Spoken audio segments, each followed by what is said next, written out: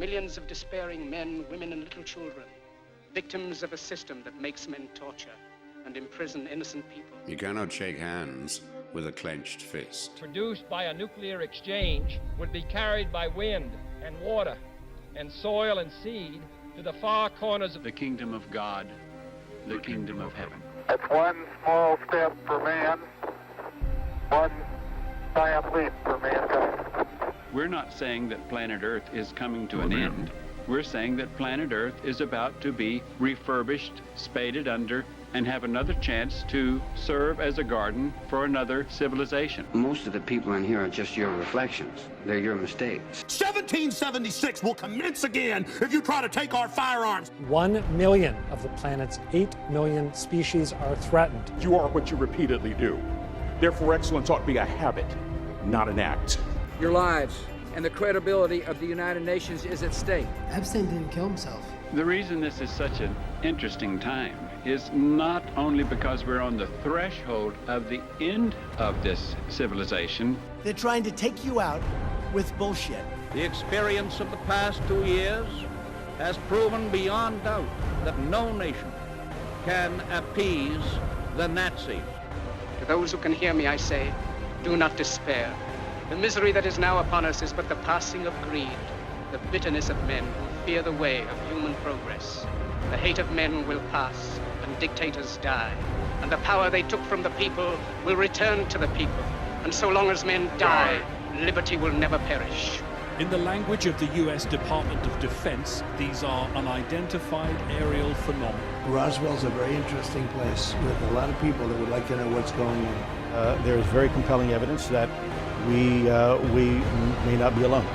This is the Garden of Doom. Welcome everyone into Garden of Doom, and this week we're welcoming back in Ralph Ellis. Now, you're going to say back in, and I'm going to tell you yes, and that's because you're going to be hearing these shows back to back, but we actually recorded part one of this show several months ago, so for the two of us, we're reconvening, but for the audience, chances are very strong that you just heard the show last week. If you have not listened to part one, you really should. I do tend to recommend people other shows with the same guests or shows that by happenstance or plan have complementary material. But this really truly is a part two. We stopped at a part of the story. We're going to finish that story and move into King Arthur. So you really should listen to part one. If you want to listen to part two first, fine. I'm never going to tell someone not to listen. But in part one, but mostly Mr. Ellis identified historical Adam and Eve, Eden, the exoduses from Egypt of the Israelis, identified who Moses was, explained most, if not all, of the plagues and miracles. And we left off at the historical Jesus and him actually being removed from the cross by his subjects, acolytes, apostles, and being identified as the Prince of Odessa, Prince Izsus. So that's really a very brief version, but basically what, if you follow the biblical history, taking you from year 6,000 or 4,000 BC, basically to year, 33, 34 AD. Mr. Ellis has condensed it really starting more probably around 1500 BC through about 33 BC, and we're going to, AD, and we're going to continue. So, first of all, thank you for rejoining us. How are you today? Pleasure. Good to be back with you again, Jeff. So, it'll be interesting to see the reactions when these episodes go out. Hope people enjoy them. I hope so too. It's a lot. It's very different than what most people have been exposed to. Period. A few might have heard the Moses things before, because that's been in a few historical fiction thrillers, and those books like the James Berry, Steve Rollins, Dan Brown types. Which after the Da Vinci Code, I think the entire world sort of started devouring those books for a decade. But aside from that, the rest of it was fairly much news to me. So anyway, this is your show. So for today, I'm handing it over to you. You are the gardener of the garden. I guess take us to the take,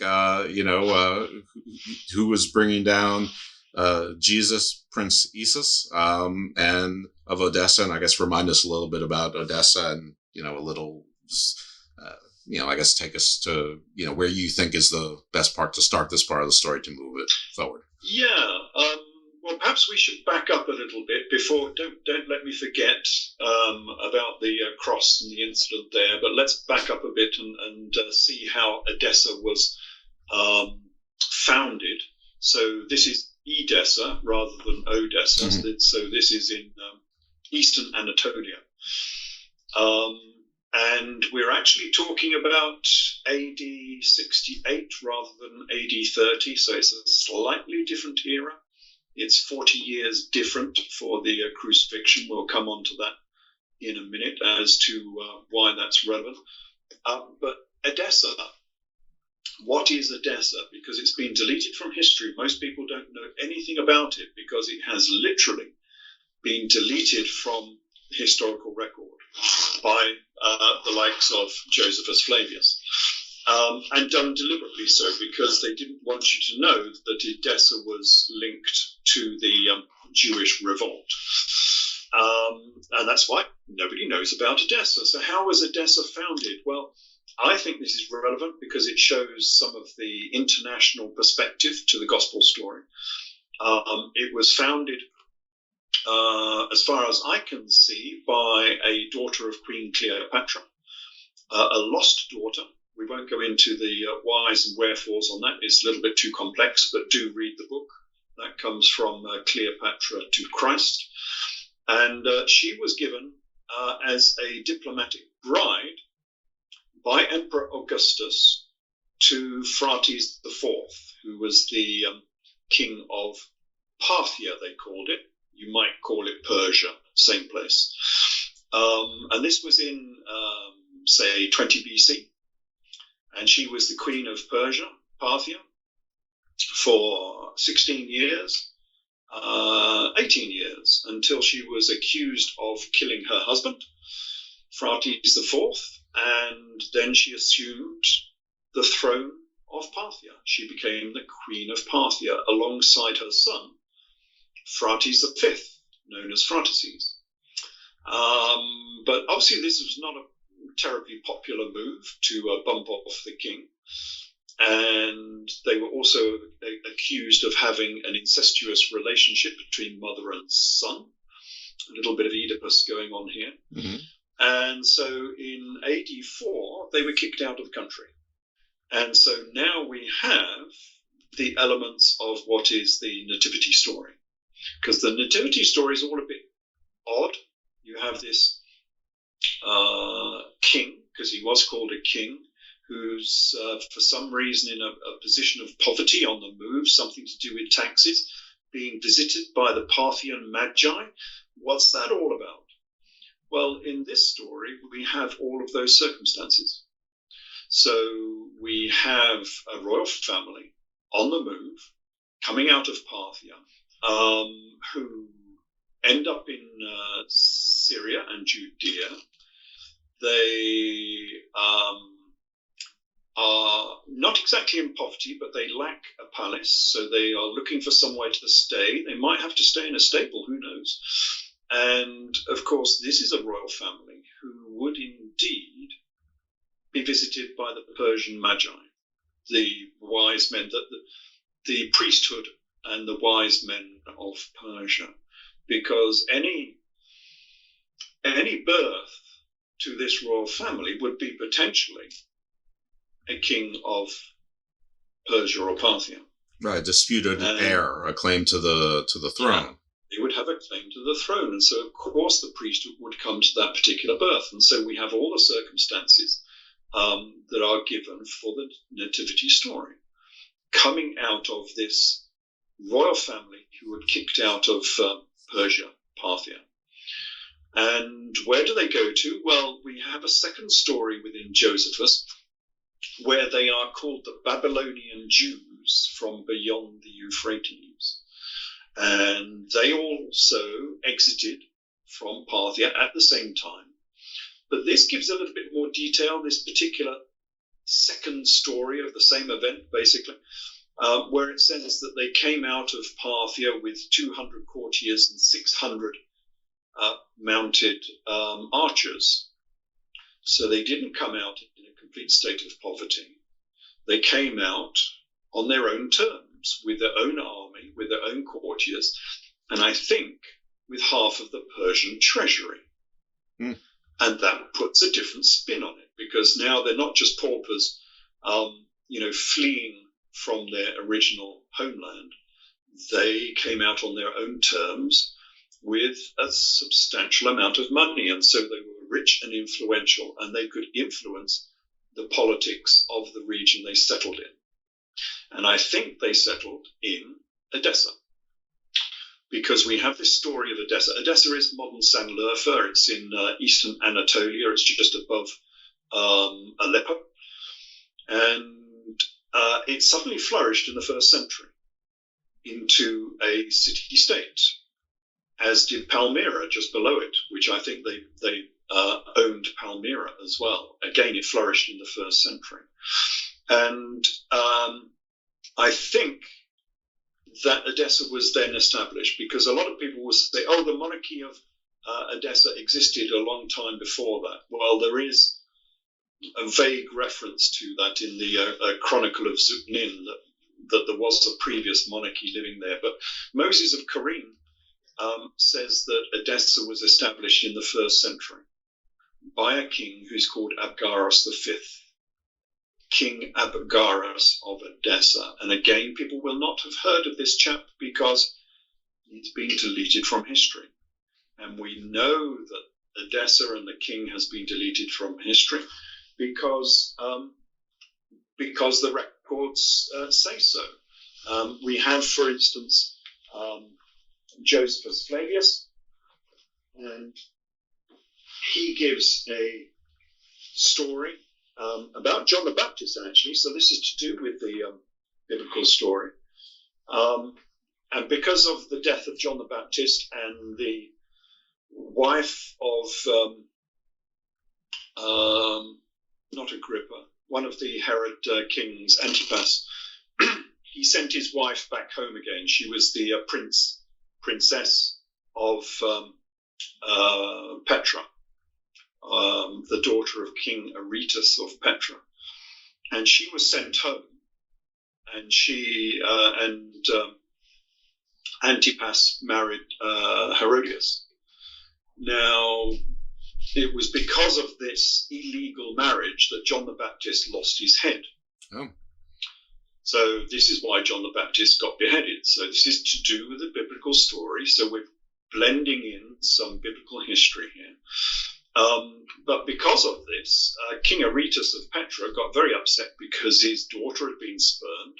And so he sent an army to go and punish Antipas, Herod Antipas, the tetrarch of Judea, of the Galilee sort of region. And Josephus says that in this endeavor, he was joined by some fugitives from Syria. And you're sitting there wondering, scratching your head, thinking, oh, come on, Josephus, tell us who these fugitives are. You know, Josephus knows everything about this era and these events. And Josephus just calls them fugitives. And you think, oh, hold on a minute. And then you later on, because I didn't discover these works initially, you start reading the works of Moses of Karim, who's a Syriac historian. And he gives exactly the same story. But he says that King Izsus was joined by the Edessan army of King Abgaros of Edessa in order to defeat Antipas. Okay, so now we get the full story. And it was the Edessan army that came down and punished the Herod Tetrarchs. Now, that's interesting on two levels. It tells us that Josephus Flavius is being economical with the truth. He is not giving us the full story. He has deleted Edessa from his history. That's why we know nothing about Edessa and the influential and wealthy Edessan monarchy. So that's one thing it tells us. The second thing it tells us is that Edessa was something to do with the biblical story. Because why were they down there in the first place? Now, Aretas, we know why he was upset. He was upset because his daughter had been spurned. That's why he sent an army. But why did the Edessans send an army down to Judea? The only other thing that happened at this time was the beheading of John the Baptist.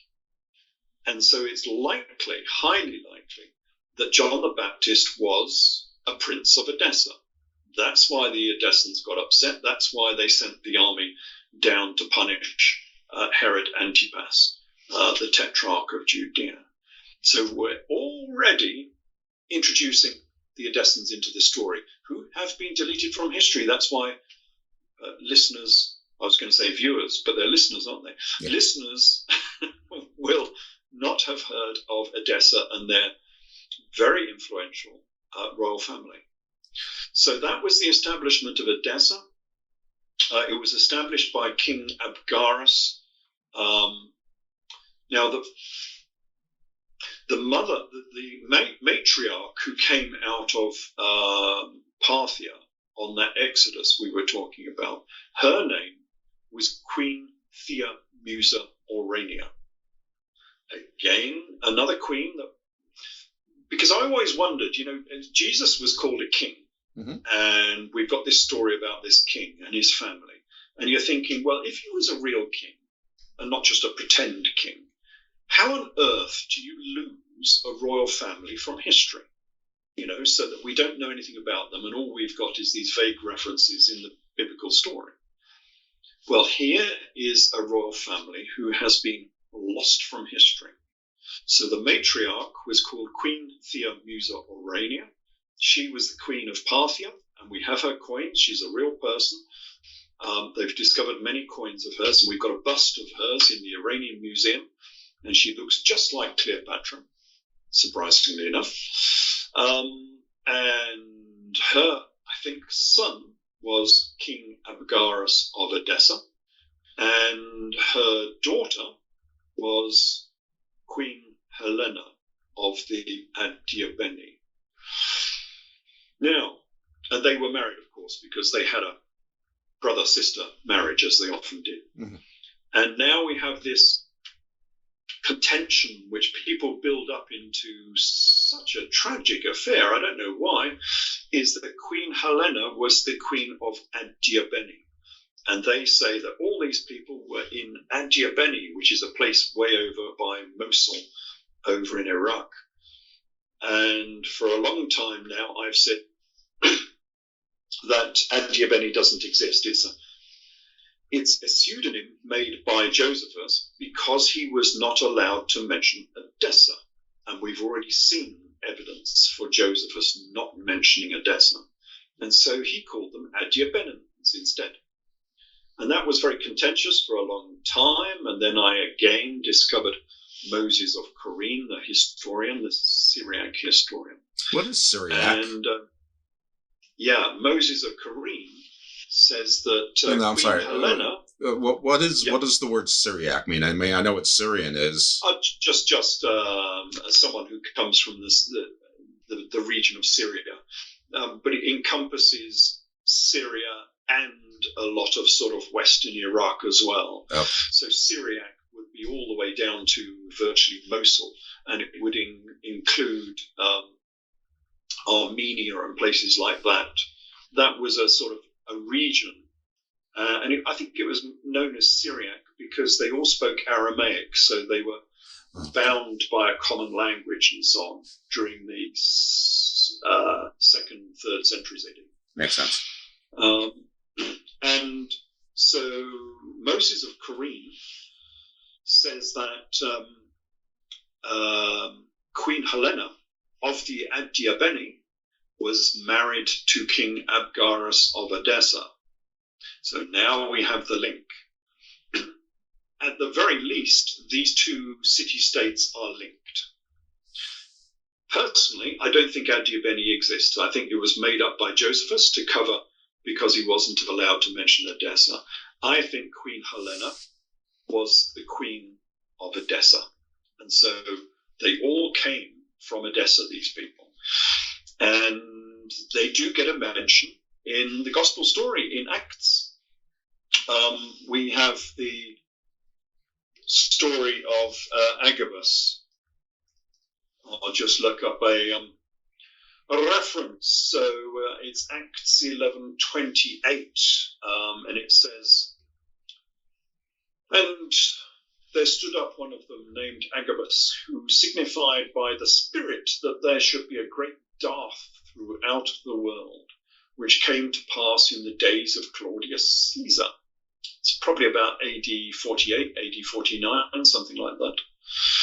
"Then the disciples, every man according to his ability, determined to send relief to the brethren which dwelt in Judea, which they did, and they sent it to the elders by the hands of Barnabas and Saul," which is all very interesting, because we know who sent this famine relief money.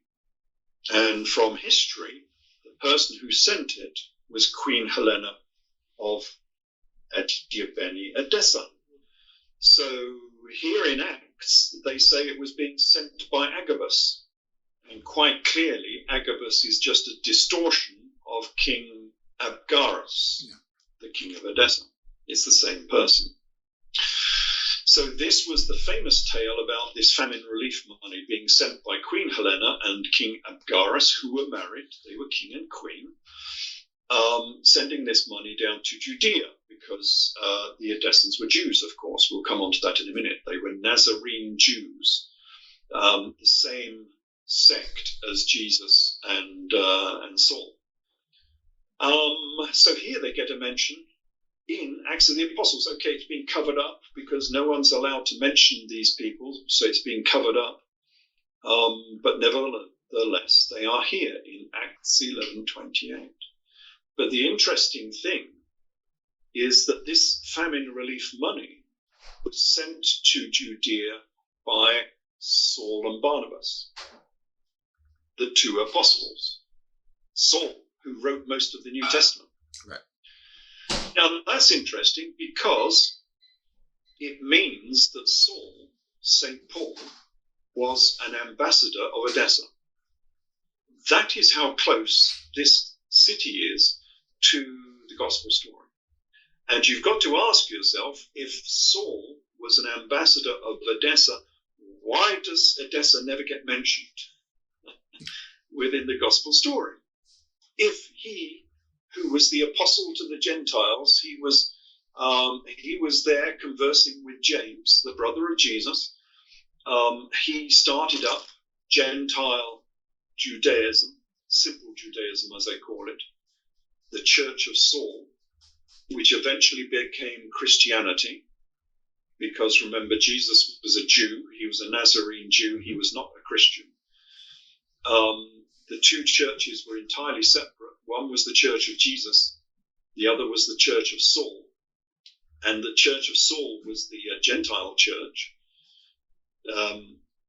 evangelizing to the heathens, that became more powerful than the Church of Jesus and James. And it was the Church of Saul that eventually became Christianity. Right. So Paul's anyone cathedral. who's a Christian is believing and venerating the enemy of Jesus. They had a falling out at some point. Oh, yeah. It's very clear within Acts of the Apostles that these two churches were at each other's throats, because they were teaching very different things. This is why Saul got slung into prison, because he was teaching things that were incompatible with Judaism, because he had thrown the whole of Judaic Mosaic law out of the window and was preaching faith in Jesus, basically. Now, this was after the crucifixion or before? This was actually before, because he was doing this on his evangelical tours across the Mediterranean. in the AD 50s. Now, my chronology has changed somewhat because the chronology that is given in the Gospels is false. This all happened in the AD 60s because it was a story of the Jewish revolt. Because, Jesus was a revolutionary. We all know that. He was involved in a revolt. He was jailed alongside murderers who had committed murder in the revolution. What revolution was this? The revolution that he was involved in was the Jewish revolt. And that links in, of course, with the Edessan monarchy because it was the Edessan monarchy who led the Jewish revolt. And this is against Rome, correct? Say again? This is against Rome, or a revolt against Rome? Yeah, basically it's against Rome. They say it's a Jewish revolt, trying to say that this is, an internal dispute within Judea. It was not. It was a revolt against Rome. It was a revolt based on taxation. Most are. Most are, yes.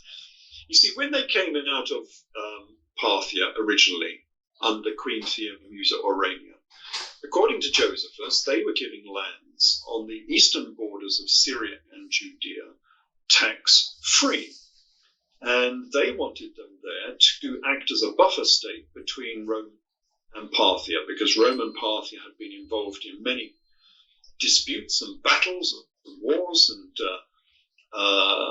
Rome had lost 4 legions or 5 legions to the Parthians. So these were the feared enemy of Rome. And so it suited both sides to have a buffer state in between the two, which was known as Edessa. And to fund their buffer state status, as an independent principality, they levied their own taxes. And so they were not subject to the taxation from Rome. But of course, later on, Rome came around trying to tax them. And they said, no, you can't do that. We were given these lands tax-free by Emperor Augustus. And this started a tax revolt. And we even see that in the parables. We have the parable of the vineyard owner, and the vineyard owner is a landowner who plants a vineyard and gives it out to a tenant to farm his lands. And he goes away to his faraway lands. But when the harvest is in, he sends his ambassadors down to the vineyard to get his rent.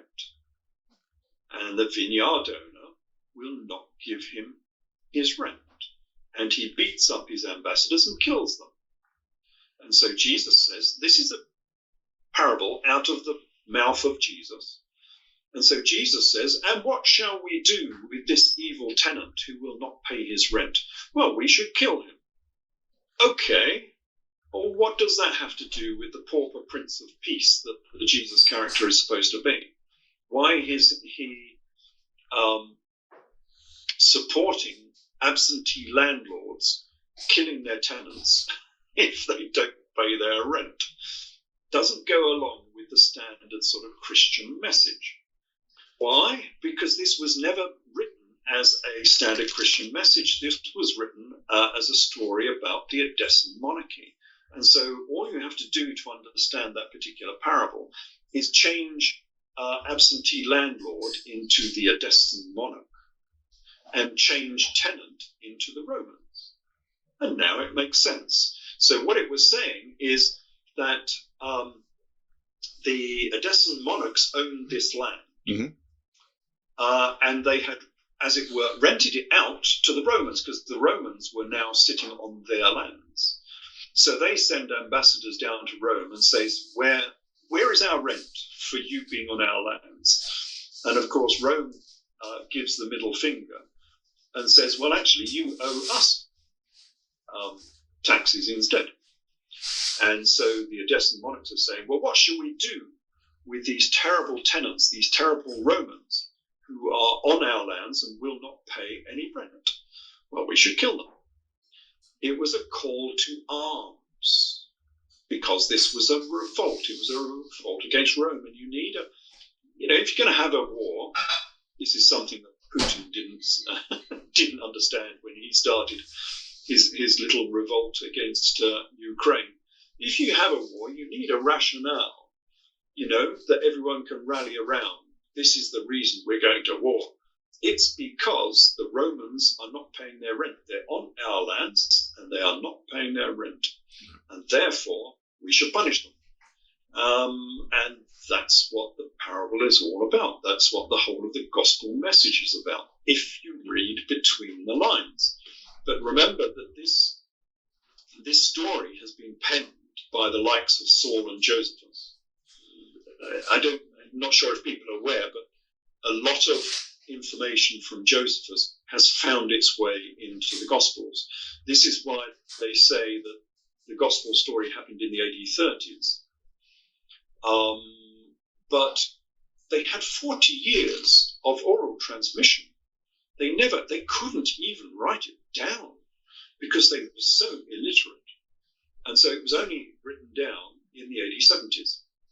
Yeah, there was always that long gap of decades between the crucifixion and when the Gospels were written. A lot of them got rejected ultimately, but still, the date of when they were written was never disputed, and I never quite understood why it would take so long. And frankly, that many people in that period of time lived to be that old an age, because that wasn't really the fortunes of most people. There were a lot of people died very young, and anyway, so obviously your different time period sort of reconciles that. Yeah, it reconciles it because, the Jews are highly literate people. You've only got to read Josephus Flavius to realize how literate they all were. And he wrote pages and pages. He's got, they split their books up into books. So, one of them's got, I forget how many. Anyway, he's written 3-4 books that, if you get them in the modern format, it's about 3 inches across. So it's a huge, great book. Right. They were a highly literate people. They could have written all of this down. Jesus was a king. Of course, he would have had courtiers. He had ambassadors. He would have had people that could write this down. The reason why it was not written, the reason why they claim it was only written in the AD 70s is because it's been known for decades and centuries that there is a lot of material in the Gospel of Luke and Acts of the Apostles which come directly from Josephus Flavius. Now that's a problem because Josephus was not writing until the AD 70s. And so Luke and Acts of the Apostles have to be written in the AD 70s. And so they've got this chronological chasm, as I call it. And what do? Well, they just say, they just had oral transmission until the AD 70s. It's just their excuse for overcoming that chasm.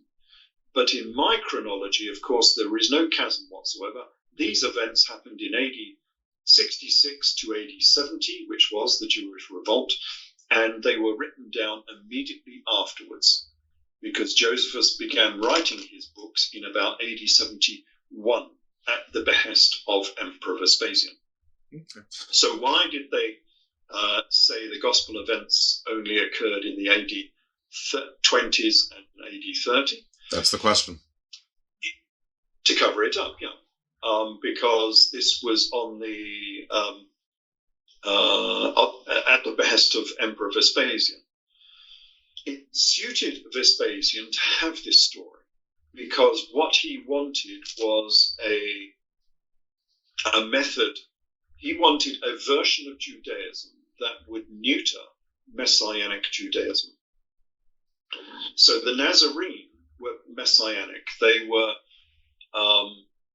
a revolutionary band of Jews. In fact, all of them were a little bit Messianic, who were for the revolt. And what Vespasian wanted was a Rome-friendly form of simple Judaism, which would neuter Messianic Judaism.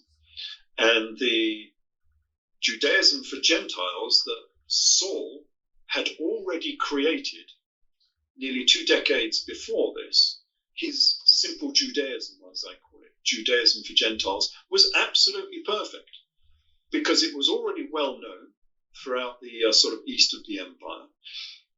It was Rome friendly, deliberately so, because Saul was a Romophile. It said, wonderful things like render unto Caesar what belongs to Caesar, turn the other cheek. Your leaders are appointed by God, therefore you should obey your leaders, etc., etc., etc. It was just perfect for Rome. And so Rome, under Vespasian, actually promoted what became Christianity. The persecution that we all hear about was the persecution of the Nazarene Church of Jesus and James. Those were the people who were being persecuted. Because they didn't they didn't want more revolts, of course, in the eastern part of the Roman Empire. And to separate this story from the Jewish revolt, because they didn't want anyone to know that you could actually revolt against Rome, they set the story in AD 20s and AD 30. So they shoved it 40 years back into the past, so that nobody could link it up to the Jewish revolt. And that has skewed, that chronological chasm has skewed all of the history of this region in so many different ways. But we know that this was a later story, because we have elements like the death of Zacharias Baruch, which was a very famous death that happened between the altar and the temple. And Jesus laments this particular death. But that's odd, because we know when this death happened, Zacharias Baruch was killed between the altar and the temple in AD 66 or AD 68, so during the Jewish revolt. Yeah. Well, the fact that it was 60 anything already is important. It's a problem, yeah. We have Jesus actually describing the siege of Jerusalem, when he says that Jerusalem will be surrounded by a trench and a wall, and not one stone will be left standing upon the other. That is a description directly from Josephus about the Jewish revolt, that would be AD 68, when the Romans put a wall and a trench around Jerusalem. We also have the Jesus lamenting. No, he lampoons Hakaseth, Zizit ben Hakaseth, and because he had large tassels and he liked the cushions in the upper chambers and all of this sort of stuff. Now, this is actually a famous quote from the Talmud. And the trouble is, Jesus says exactly the same lampoon as the Talmud does. But as the Talmud describes, Zizit ben Hakaseth was an AD 60s character. He was a leader of the Jewish revolt. So we have all of these direct implications from the gospel story that this was actually an AD 60s story.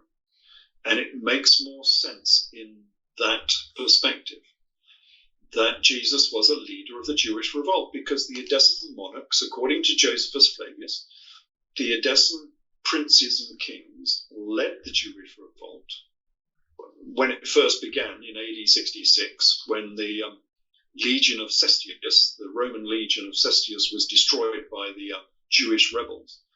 That was led by the Edessan princes. And the Jewish revolt only ended when those same Edessan princes surrendered to Titus, the son of Vespasian. So the whole of the Jewish revolt revolves around the Edessan monarchy, and yet they've been deleted from even modern histories. If you read a modern history of the Jewish revolt, it doesn't tend to mention the Edessan monarchy. At the very most, they might describe somebody coming from Adiabeni, but as we've already seen, the Queen of Adiabeni was the Queen of Edessa, so we're back to square one. Nobody will mention Edessa. Well, that's a cover-up that survived a long time. 2,000 years. Yeah. So that takes us into the 60s, and that, of course, brings us to the timetable when you've indicated that Prince Izsus was crucified. And, of course, that makes sense because he'd be an Odessan priest, and a prince, rather, not priest, maybe priest also, I don't know. But, that would be consistent with Rome waging war against Edessa and the areas around. So I guess that picks up where we sort of left off. Yeah, on the previous one. So we had Jesus on the cross. So, but we actually have this from real history. So we don't have to just rely on the Gospels. We have the story from Josephus Flavius. Remember, Josephus, although he's an author, at this time, he was the Judean army commander in command of Galilee. And then he swapped sides and became the Roman commander, working for Emperor Vespasian. Right.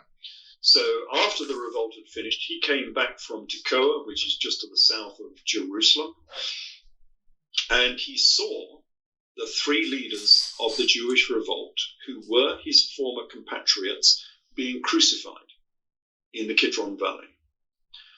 Okay, so we have three leaders of the revolt being crucified, and they are noted by Josephus, who goes to the governor and gets permission for them to be taken down early. Permission is granted, they're taken down early, two of them die, but one of them survives. Now, the person who took them down from the cross was Josephus, and we can easily take that to be Josephus bar Matthias, because the father of Josephus was called Matthias. So the person who took them down from the cross was Josephus bar Matthias, Josephus of Arimatheas. Sounds familiar. He's written himself into the story. He's there. He is Joseph of Arimathea. Because, as I say, the father of Josephus was Matthias. And it's quite obvious because Joseph of Arimathea does exactly the same thing. He takes the three leaders of the revolt down from the cross. And two of them die, and one of them survives. Okay, they say resurrection, but he survives, basically. And depending who you listen to, he then scurried them off across Europe and over to Britain. Yeah, probably he did. And this gives us an extra insight into why this revolt happened, because the gospel story that says that Jesus had a crown of thorns, and the crown of thorns was the traditional crown of the Odessan monarchs. They all wore a crown of thorns and a purple cloak. Well, the purple cloak was the symbol of the Emperor of Rome. Right. And so this confirms that this was a dispute against Rome, that the Odessan monarchy wanted not just to take over Judea, they wanted to take over Rome, because the throne of Rome was empty. Nero died in AD 68. The throne of Rome was empty for whoever could grab it. And, of course, four emperors, as it were, threw their hat into the ring. So we had the year of four emperors. And, they came and quickly were disposed of and dispatched. And finally it was the year of five emperors, really, because finally it came down to a battle between Commander Vespasian and the king of Edessa in the Jewish revolt. And basically, this was the last battle in the year of four emperors. Whoever was going to win this particular battle in Judea was going to become the next emperor of Rome. And so if the Jesus Izsus character, the king of Edessa, who was known as King Izsus King Jesus Emmanuel, if he could have pulled this off and won this battle against Commander Vespasian, he would have become the next emperor of Rome. And we know he wasn't, right? We know that it's Vespasian, but it also explains that, Vespasian, I'm not the historian that you are, but one thing I remember about Vespasian from school and from some books, even some fiction, James Michener's The Source, among others, that Vespasian got especially draconian, cruel. Basically, he started raising everything, and by raising I mean razing, not raising up, which was really not the Roman way. If they didn't have to, they would rather have taxable people and more assimilation and people sort of semi-willingly coming into the empire. But they wanted usable land. They wanted soldiers. They wanted their front lines to be someone else if possible, just like, everyone else does. But he got very hardline, and that would explain, well, I got to do this if I want to be emperor. And so, salt all your lands kind of thing. Well, yes, but actually when he became emperor, he was known for being the most enlightened and kindest emperor that Rome had ever had. Yeah, well, that was after he became emperor. As a commander, he did what you have to do as a commander. Yeah, he raised cities and so on. But he also negotiated. Remember, this was not just, scorched earth policy. He went down Syria and Judea with his armies, and half of the cities opened their gates to him. Mm. And he just bypassed those cities. He didn't touch them at all. So there were many cities that he just bypassed and remained, as they had been, supporters of Rome. But the cities that shut their gates to Vespasian, he destroyed. Yeah, mimicked by the Khans later on, or probably many others as well. Yeah. So we have this story, which is very, very similar to the gospel story, and it changes the story slightly because it means that this was a story about a revolt against Rome, and the chief protagonist was this King Izsus Manu, King Jesus Emmanuel, who was the king of Edessa, and he was obviously captured. He was crucified. He was taken down. He survived. Very unusually, he survived. There is a possible story of him being taken to Alexandria because Vespasian had a problem. He was not royal, and he needed an oracle on his side. And so they tried to invent all these sort of miracles that happened before him. This ox burst into his dining room and bowed before him. That was one thing that happened.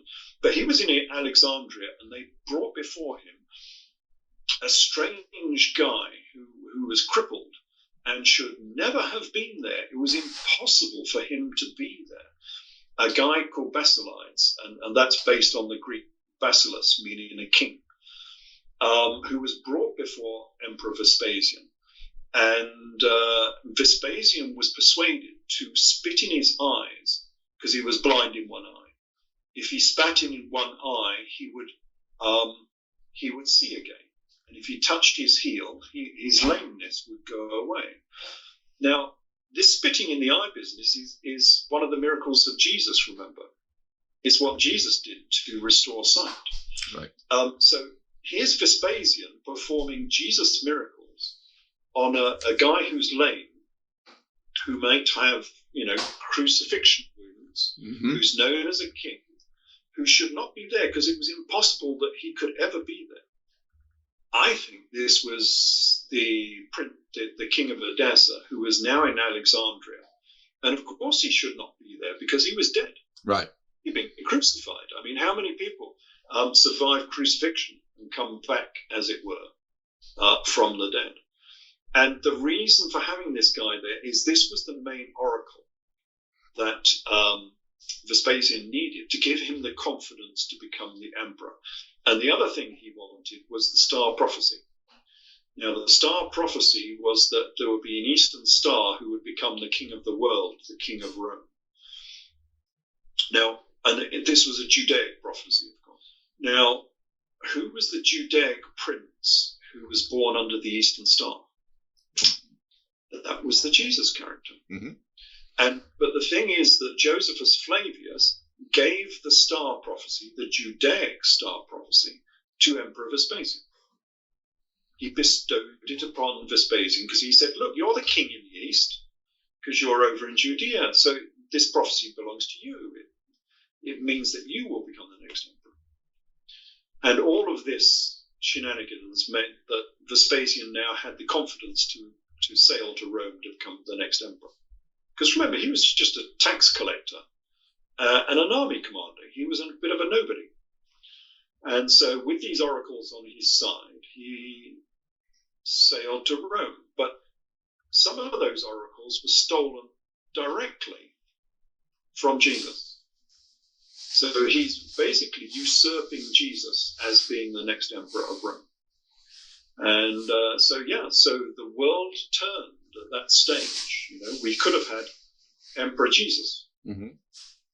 And we would have had a completely different Roman Empire. I don't know how successful that would have been or not been. I don't know. But it would have been very different. Jesus, for instance, although he was, in modern terms, you would call him a deist or a racist, because he was only really working for the Jews. He wasn't working for the rest of the empire, whereas Vespasian was obviously working for the whole of the empire. But the Jesus character was also very interested in technology. We have the record of him turning water into wine, which was a trick jug from Hieron of Alexandria. It's well known. I don't know why people don't talk about this more. But in the first century, Hieron of Alexandria, who was the sort of Leonardo da Vinci of that era, made all of these wonderful mechanical devices, which you can see now in Greece. If you go to the Technology Museum in Athens, you will see all of the machines that Hieron of Alexandria made, including steam turbines and God knows what. But one of the things he loved making was trick jugs that turned water into wine. And it's quite obvious that the Jesus character, as a prince, as a king, would have had one of these trick jugs in order to entertain his guests at his wedding at Cana when he married Mary Magdalene. That's what you would do as a monarch. That's why Hieron of Alexandria was making many of his wonderful devices were to entertain the populace. Mm-hmm. And they were obviously bought by the priesthood and by the monarchs and aristocracy. He made metal birds and sang and all of these sort of things. But he made trick jugs that turned water into wine, and it's quite obvious that Jesus had one of these trick jugs from Hieron. And again, why is that not mentioned by people when this is so famous? We still have the original designs, the original manuscripts on which this was designed. And yet nobody mentions this, in regard to the gospel story. It's a collective blindness that we're suffering.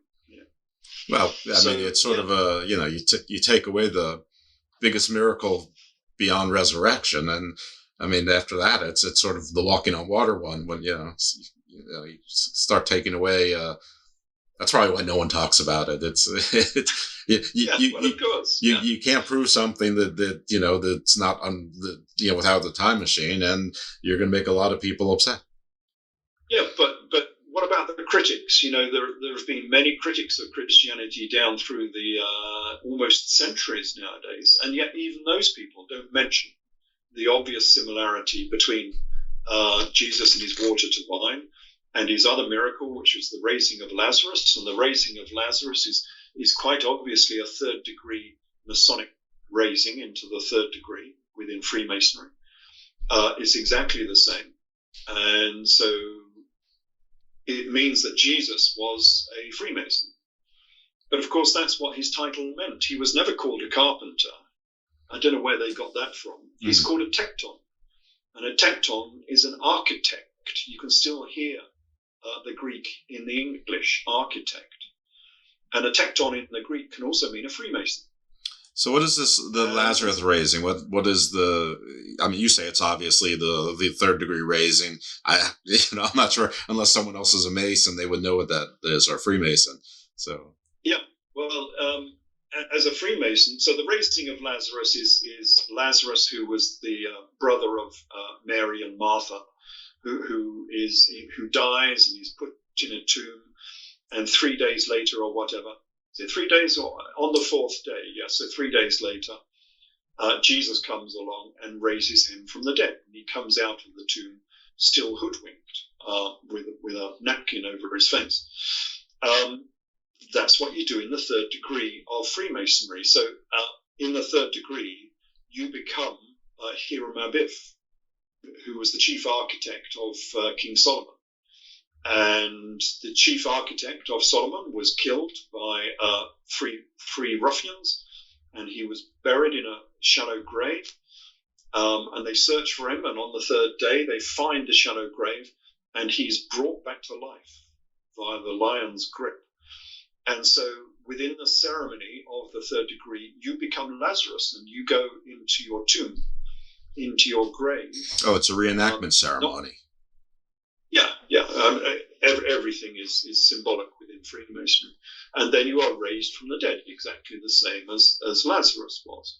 The only difference being, within Freemason, you're only dead for 30 minutes. Mm. Whereas in this older ceremony, it sounds like they were literally entombed for 3 days. Now, that would be quite a trial, because you're alone in a dark room, probably with no light, no candles, no lamps, for 3 days, contemplating your death for 3 days, because if your friends don't come back, you're stuck. You really are dead. You're entombed. And so this is a typical ritual of initiation, that you have to trust your colleagues within your society, because only they can rescue you. And so you're waiting for 3 days to be let out of your tomb. So, and you come out of the tomb, of course, within Masonry, hoodwinked in the same fashion. It's pretty obvious that the Jesus character was Grand Master of the Judean Lodge. Okay. There's a lot of things within the Gospel story which are exactly the same as we're told within the Gospel story, but just with a slight twist. That slight twist changes the meaning somewhat. Sure does. Another alternative history, which would be interesting, it would be, what if there was Emperor Jesus? That would be, who knows? Anyway, so where does the spear and the Grail fit in? Or is that just mythology? We can do the Grail separately and then move on to Arthur, I suppose. How far are we into this? We've done nearly... We're just shy of an hour. Okay. Let's have a look at the Grail first of all, because there is another unspoken element of the Gospel story which links into the Grail, which is the sacred stone. So there was a sacred stone that was knocking around this region for thousands of years, which was known as the Benben. And the Benben stone was at Heliopolis. It used to sit on top of an obelisk, and it was known as a meteorite, and it was linked to the phoenix. And that was quite famous, and that was taken at some point. It disappears. It was known as the navel of the universe and things of that nature. Well, it seems to have gone off to Greece, probably with Alexander, maybe when, or maybe even before that, because we had a lot of Greek influence within Egypt, even in the sort of 6th century BC and so on, with a lot of mercenaries over there. Mm-hmm. But at about that time, this stone seems to have moved to Delphi in Greece, because we have the Omphalos of Delphi, which is a very, very similar stone. Again, supposed to be meteoric, supposed to be the sort of navel of the universe. And it's a sort of small stone, about, 60 centimeters high, 2 foot high, probably meteoric. Obviously sacred, being venerated by many people. And it goes across to Persia, Parthia, probably with Alexander the Great, because it ends up in Parthia. We have got lots of coins from Parthia with illustrations of it. Then it comes back to Edessa. It's in Edessa in the 1st and 2nd centuries AD. Maybe one of the reasons why Edessa became so famous is it had this sacred stone. Now, the coins in Edessa are interesting because they are cubic, and they say it's a cubic Bethel, or omphalos. I don't think they're correct. A Bethel is literally a Beth-El, which is a house of God. Right. So I think what they're portraying is the house and not the sacred stone. Ah. And the house is a Ark of the Covenant. So what we get on the Edessan coins is an image of the Ark of the Covenant. It's a square box within a temple. And the sacred stone would have been inside the square box. And then later on, second come third century, it ends up in Syria. And again there we actually see the stone. We've got good images of the coin sitting in a temple, linked to the phoenix because it has the phoenix embossed on its surface. And here it was known as the El-Gabal, which means the mountain of God. And yes, it sort of looks like a small mountain. You know, it's only 2 foot high, but anyway, it looks like a small mountain, and it's definitely sort of sacred. So it's the mountain of God. It is, in fact, the mountain of the sun god, to be more accurate, because it's known as the Heliogabal as well, the sun god. So it was in Syria. This is, late 2nd, early 3rd century. And then it's taken to Rome by Emperor Elagabalus.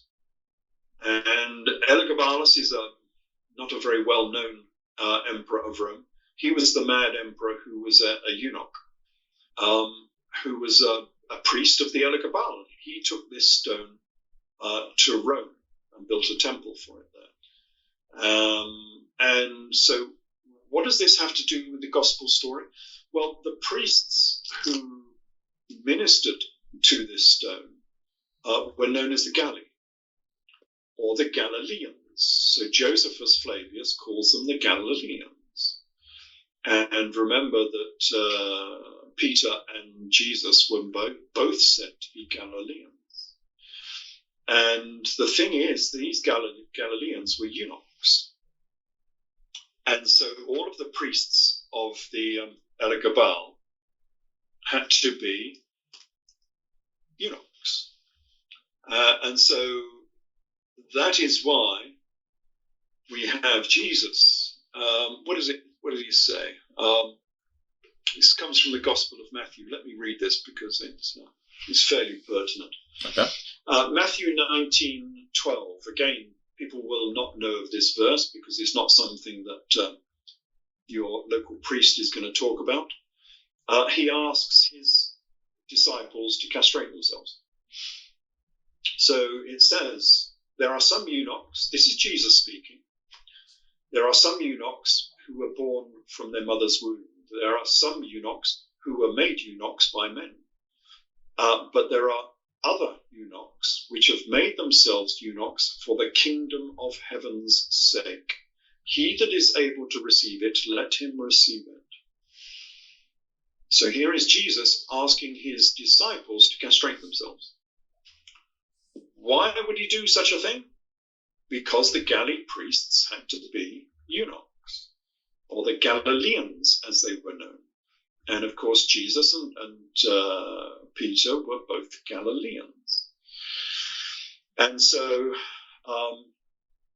and that's probably why Peter was called Peter, because it was the Galileans who looked after the sacred stone. And of course, that was Peter's title. Well, in fact, his name was not Peter, of course. His name was Simon. But he was given the title Peter Kephas, which means stone. So he was the keeper of the sacred stone. He was the keeper of the Elagabal. That's why the stone was actually present at Edessa in the 1st century. And it was central to this gospel story. Now, the interesting thing is that this links into Arthurian legend. So we have this story of this sacred stone. But within Christian history and Arthurian history, we have the story of the Grail. Mm-hmm. And the Grail has several aspects to it. several facets. On the surface, it's supposed to be a dish. It was the dish that held the blood of Jesus. But that can either be a sang royal, which is a sacred dish, or it can be the sang royal, which is the royal blood. So it's the dish that held the royal blood of this bloodline. But it's also a genealogy. And there's a good illustration of this within Arthurian legend, where the knights are introducing a new knight to the Round Table. This was Firefitz, who was the black and white, because they have this strange union of East and West, and the knight that was born was called Firefitz. He was black and white, he was piebald. And they're introducing this guy into the Round Table. And so they parade the Grail around the table. And so they say to the new knight, "Can you see the Grail?" And he says, Firefitz says, "Well, no, I can't see the Grail. All I can see is this princess holding a green cloth." And so all of the other knights fall about laughing, sort of thing, you can imagine.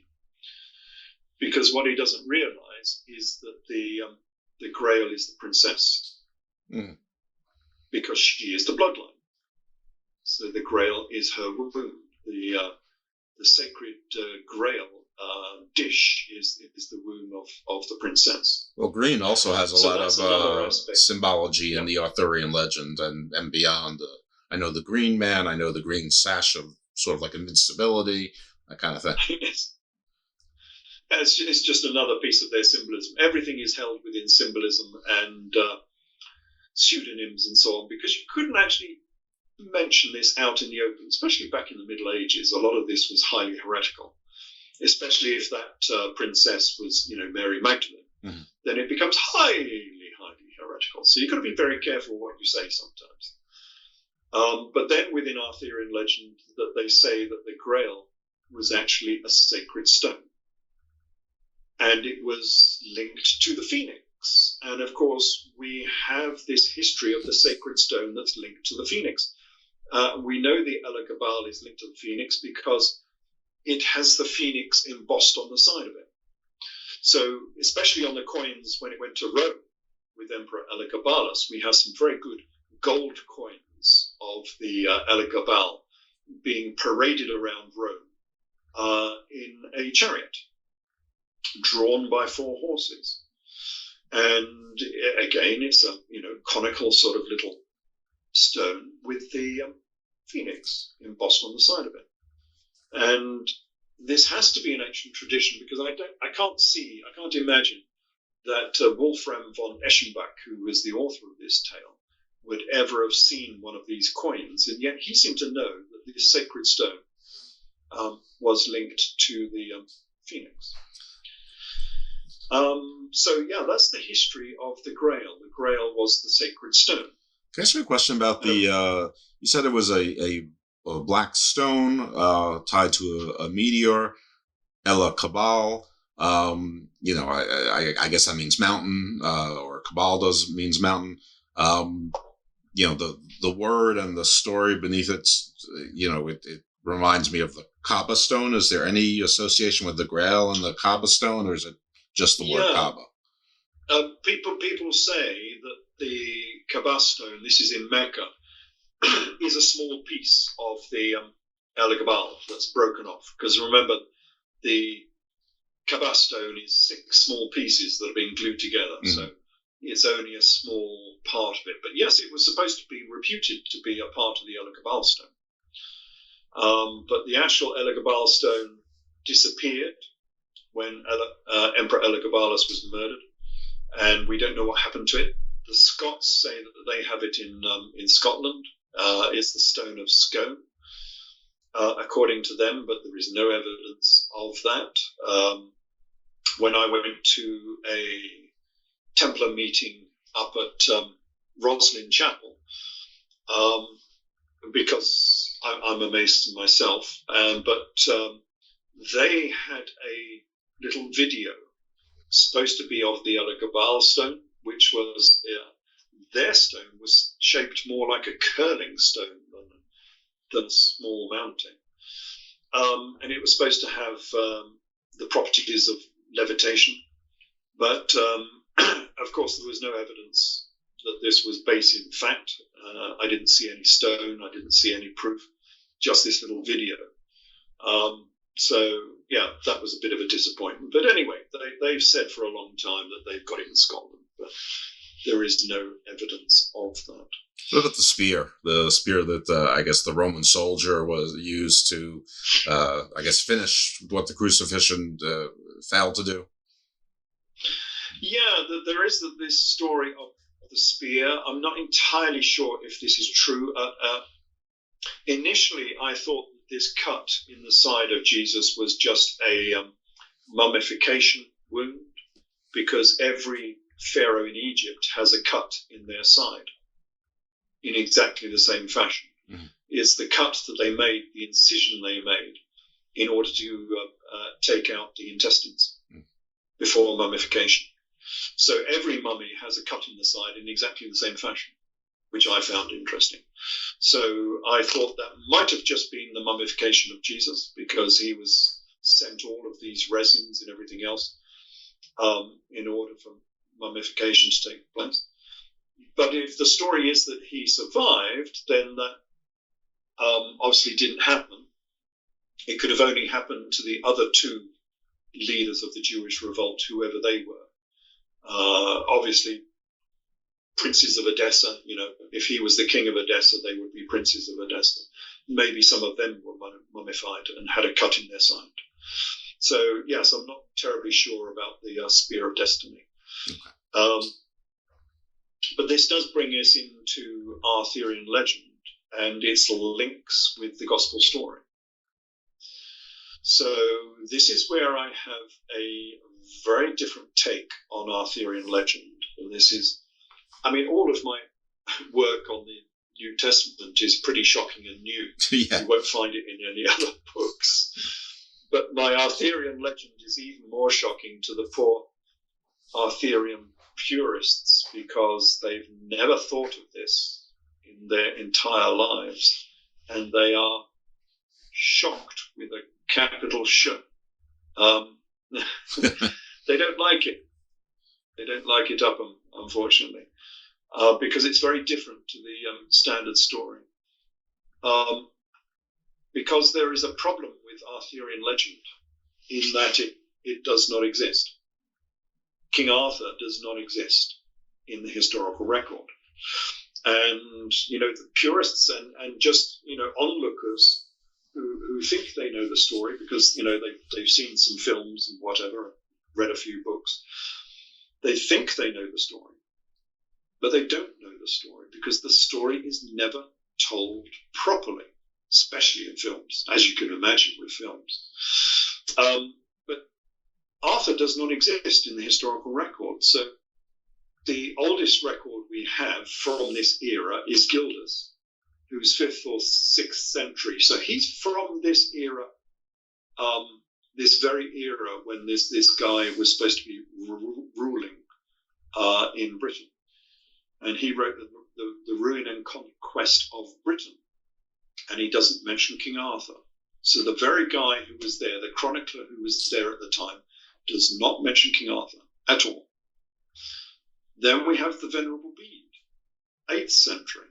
He does a fairly good history of England. It's called the Ecclesiastical History of the English.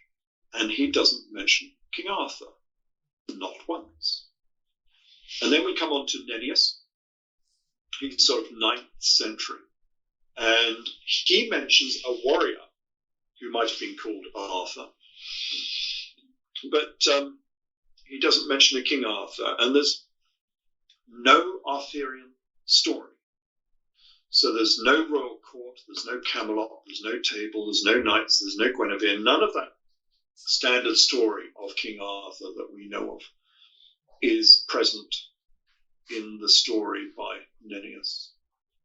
And then we come on to William of Malmesbury, the first of his books, and Henry Huntingdon, We're up to the 12th century now, so we're already 600 years displaced from the actual time of, this mythical Arthur.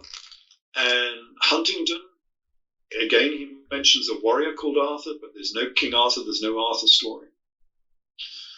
And then we come to 1135, so a good 600 years after King Arthur is supposed to have been around.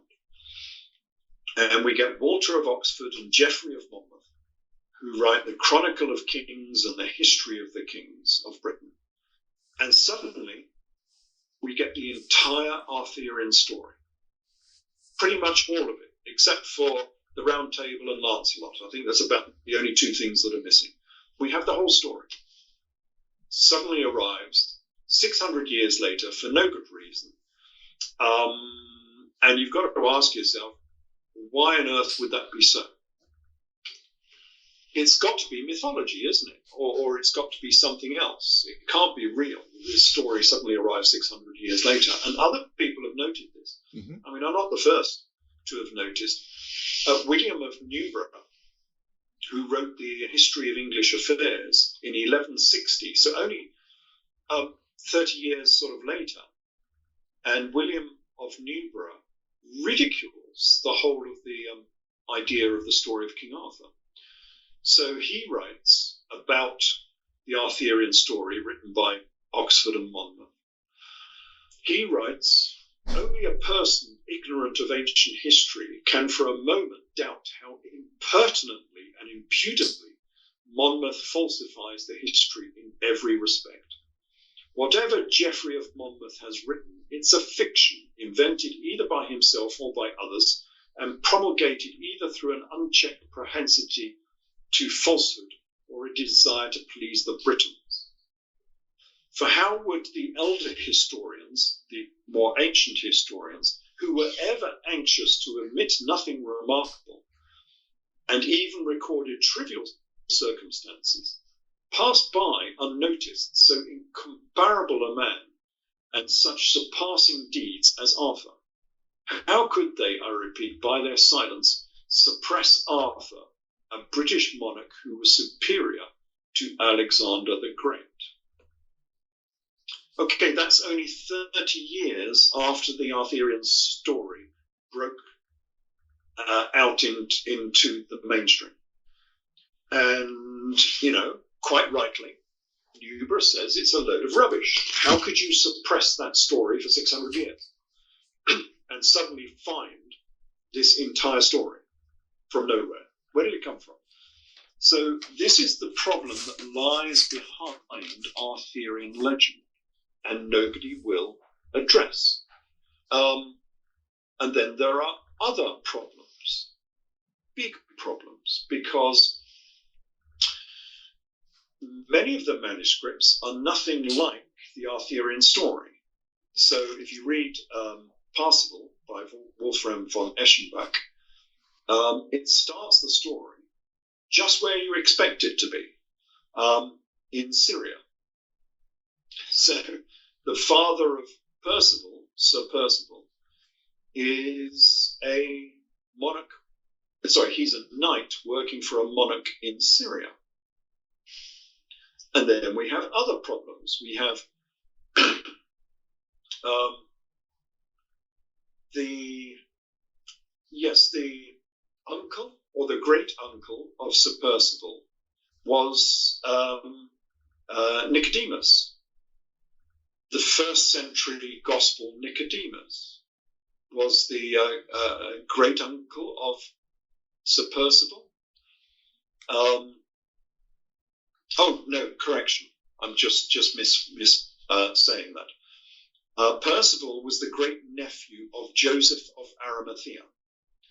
So we're talking first century here, and we're talking about the Near East again. And likewise, the father of Percival was given the donkey that belonged to Joseph of Arimathea. So there are lots of strange oddities within Arthurian legend that are not mentioned. And the biggest of these is I'm just looking for it. The problem that I want to give a quote here. Yeah, the problem is that two of these, or maybe three of these manuscripts, because remember we have manuscripts from many different authors about our Arthurian legend. The problem is that three of these manuscripts say that the original author of Arthurian legend was Josephus Flavius. We're missing a few centuries, right? Yeah, Josephus Flavius is first century Near East. And this has been recognized, of course, but dismissed. So you get people like Nietzsche, who is one of the fathers of Arthurian research. And he says, I'll just quote this for you, the role of Josephus within the story is of greater importance in our work than that of Joseph. It is Josephus to whom we owe the tale of King Arthur, and he is known as the good clerk and the good hermit. Twice the text calls him simply Joseph, and twice he's called Josephus. Nevertheless, it is now generally supposed that the confusion between these two Josephs, Joseph of Arimathea and Josephus Flavius, the Jewish historian, gave rise to the legend of Joseph and his son Josephus, as mentioned above. Because they say that that Josephus Flavius was the son of Joseph of Arimathea within Arthurian legend. Because you've got to remember that within Arthurian legend, Arthur is only a bit player. The great hero of Arthurian legend is Joseph of Arimathea. And so a lot of the story revolves around him, not around King Arthur. And so a lot of the story is first century, which is a bit of a problem. So, and here Nietzsche cannot bring himself to say that Joseph of Arimathea is Josephus Flavius. So he's just saying, the text was confused. And Ernst Brugger goes on, and he muddies the waters even more. I think he's another early 19th century, 1906, I think. Nietzsche was 1903 when he wrote this one, and Brugger is 1906. So Brugger says, because even if Josephus Flavius was well known as a historian, and even much respected and held as a Christian historian, it remains striking that he could record events from British history that occurred many centuries after his death. I think these oddities are only the result of a confusion. The problem being that the author of Arthurian legend was said to be Josephus Flavius. And that is a huge problem. So I overcome that problem in one easy fell swoop. And it's a re-evaluation that people don't like. And we can see how this happened because of the chronology of Arthurian legend.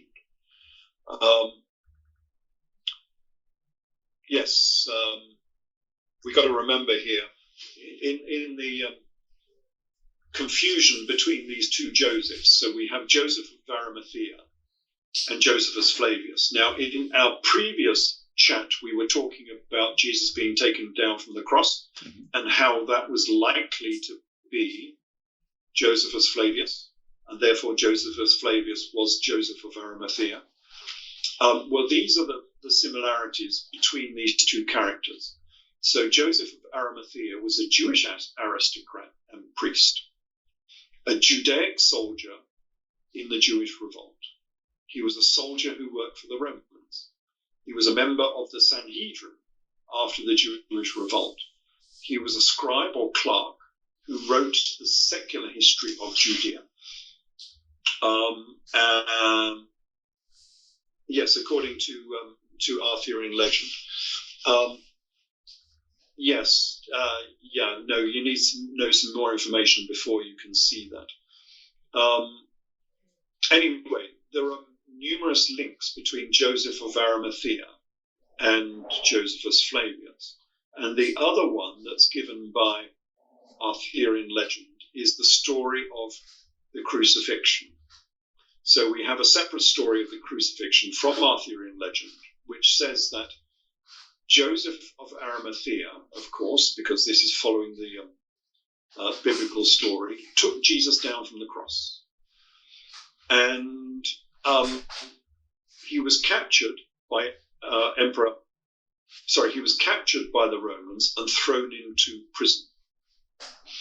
And in prison, he goes to sleep for 3 days, but he wakes up 40 years later. And he's awoken by Emperor Vespasian. And he's no older than he was before, so he's exactly the same as he was before. So he goes to sleep for 3 days and wakes up 40 years later, so he can become an army commander working for Emperor Vespasian. Why do they have this strange story within Arthurian legend?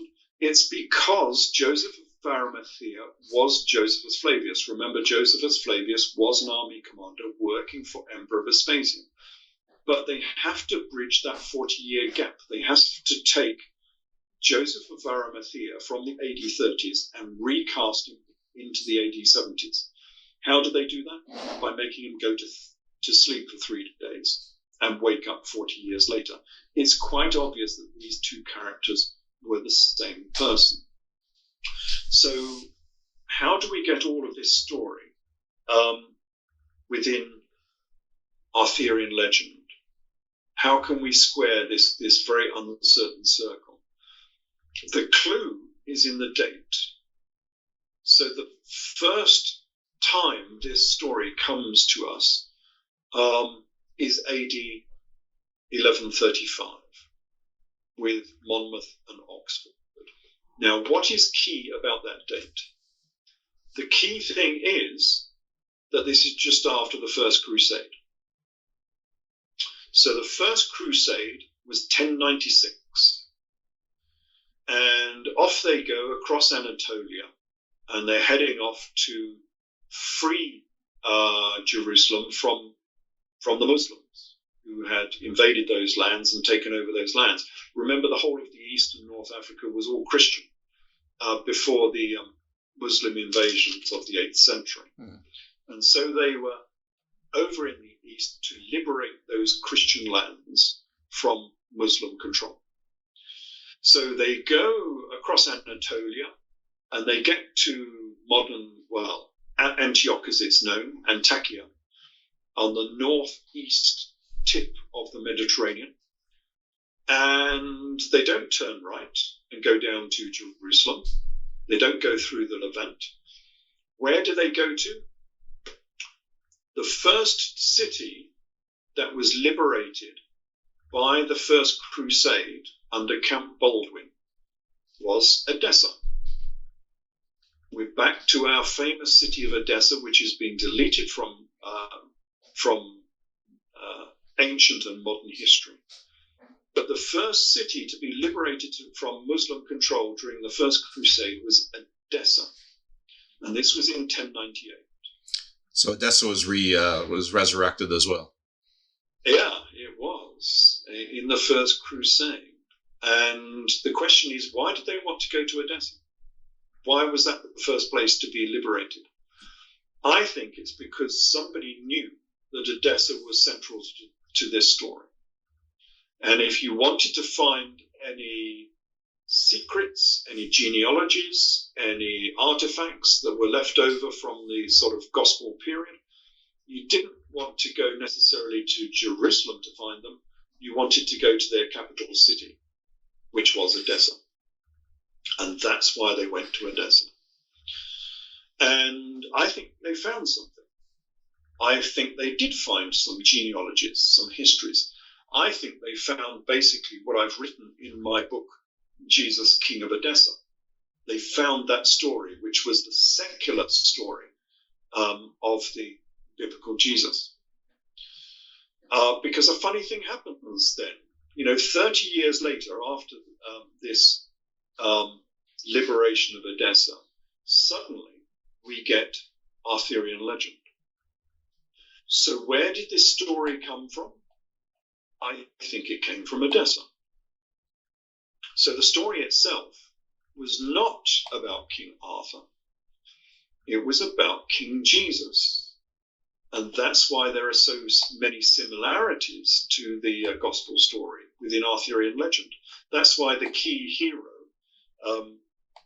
of Arthurian legend was Joseph of Arimathea. Why so much of it is set in the 1st century. Why so much of it is based on Aramaic. I had an argument with a few Arthurian historians because I'm translating a lot of the material in Arthurian legend from the Aramaic. And they're going, well, it's Welsh. I'm saying it's not Welsh. This is an Eastern story. This is an Aramaic story. No, it's all Welsh. They had Sarmatian Knights, which is Persian people. Yeah. So I'm looking through the stories, the original manuscripts in Welsh and Latin, and I find, well, first of all, every time the knights come across something, so, they have all these, quests and these magical stories, them going off in boats and so on, and they keep finding things. Every time they find an inscription, the inscription is always in the Chaldean, Aramaic, not in the Welsh. It always says, the inscription is, even the inscription on Excalibur is in the Chaldean, it's in Aramaic. Now, Chaldea was sort of also near where Parthia and Media were, like sort of Yes. Iran, Iraq, that part of the world. All of that part of the world spoke Aramaic at that time. It was the lingua franca of that region. But then I looked into the genealogy, and I came across Uther Pendragon.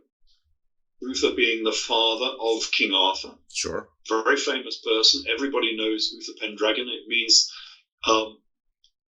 the head dragon or something in the Welsh. So I'm looking through the text, and it doesn't say Uther Pendragon at all.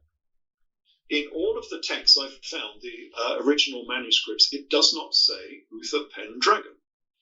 It says Uther Ben Dragon. 2 separate words, and it's a B. It's not Pendragon, it's Ben Dragon. And that's Aramaic. That's not Welsh. In Aramaic, it means the son of the fish. Okay. And that would actually, because of course Jesus was the fisher of men. The symbol of the Pope is the fisher ring. Jesus was the first of the fisher kings. Within Arthurian legend, we have this line of the fisher kings, because Jesus was the first king of the great month of Pisces. I'm presuming your listeners will know the procession of the equinox. Familiar with that? We've had shows on the zodiac directly and astrology directly, and plenty others turned out to be part of astrology as well, and accidentally. But yeah, I mean, Pisces is the fish sign in the zodiac, and so Jesus was born on the first day, and that's sort of the whole fisher king. It's not about the fisher, teach a man to fish. You save him for life. It's not about that. The interesting thing is, and let's see if I'm following along close enough, that the dragon aspect of it, dragons are also often associated with comets, which are basically the same thing as meteorites as far as the ancient world be concerned. And there you have the Grail stone, basically. It's all sort of ties together, right? Because it would sort of be associated with the dragon comet meteorite as well. Or am I just spinning that out of whole cloth? Yes and no, but there is a double symbolism here, because in Aramaic, dragon means fish. Oh, okay. So it means Pisces. That's simpler. It's referring as much to Pisces as it is to a comet, but it is a comet in some respects, because So, yeah, Uther Ben Dragon means Uther, the son of a fish, the son of Pisces, the first of the Fisher Kings. How did fish turn into this giant serpent thing, or is it just the phonetics just happen to sound similar? No, I think it's been deliberately used. This was done on purpose, so they've chosen words specifically because they did rhyme. Because they say that before Arthur was born, there was a comet in the sky that signified the birth of Arthur and Guinevere. And so this comet had two rays coming out of it, which of course a comet does. So it does, chime with a comet or, a meteorite or whatever. One ray signified Arthur and the other ray signified Guinevere. However, all of that sounds reasonable. So, people could read that on the surface and say, well, that's reasonable. Mm-hmm. That's what the prophecy means. However, the dragon means a fish. And so Uther Pendragon can mean the son of Ben Dragon, the son of a fish. And so the other apparition in the sky, which is identical, is the sign of Pisces. Mm-hmm. Because the sign of Pisces has two rays in exactly the same fashion as it describes. It is two rays, each ending with a fish. That's the sign of Pisces. However, more than that, so each fish was one fish would have been Arthur, the other fish would have been Guinevere. That's what it says as the prophecy. However, if you go down to the zodiac at Dendera in Egypt, in the great temple of Dendera, which is Ptolemaic, so this is, Egypto-Greek, something like 2nd, 3rd century BC, you will see the great zodiac of Dendera.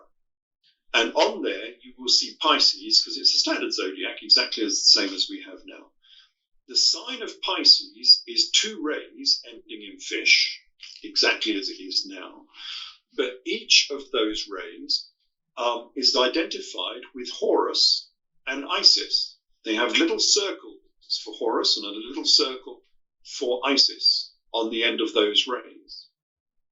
And so here we have, as it were, a comet, a symbol in the sky, with two rays that end in a sun, and in this case, a mother, a male and a female, the sun and the moon, because Horus was identified with the sun, Isis was identified with the moon. And this is Arthur and Guinevere. It's almost as if the author of, which would have been Geoffrey of Monmouth or Walter of Oxford, when they wrote those stories, it's almost as if they were sitting there looking at the zodiac of Dendera and describing the symbol of Pisces that they saw, with two rays ending in a male and a female, a sun and a moon. Arthur and Guinevere. It's the same symbolism. And that symbolism comes straight out of Egypt and very ancient history. And in this case, it's Arthur and Guinevere, who were the next ones. But also, of course, it could be Jesus and Mary Magdalene. Because what I think has happened with this story, the reason it comes out of the Near East during the Crusades is when they went on the first crusade, they went to Edessa. They found this secular story of Jesus as being a king of Edessa, the same as I've written in my book, Jesus, King of Edessa. And that was very interesting. That was, groundbreaking, but it was heretical. How on earth can you tell that story within the medieval period? You would be burnt at the stake by the Catholic Church. Just as Bloody Mary, even, much later on during the 16th century, managed to burn 72, I think it was, heretics at the stake because they didn't believe in the Catholic version of Christianity. That was a problem. So how do you tell that story? How do you pass that story on through the generations if it is that heretical that you will be burnt at the stake?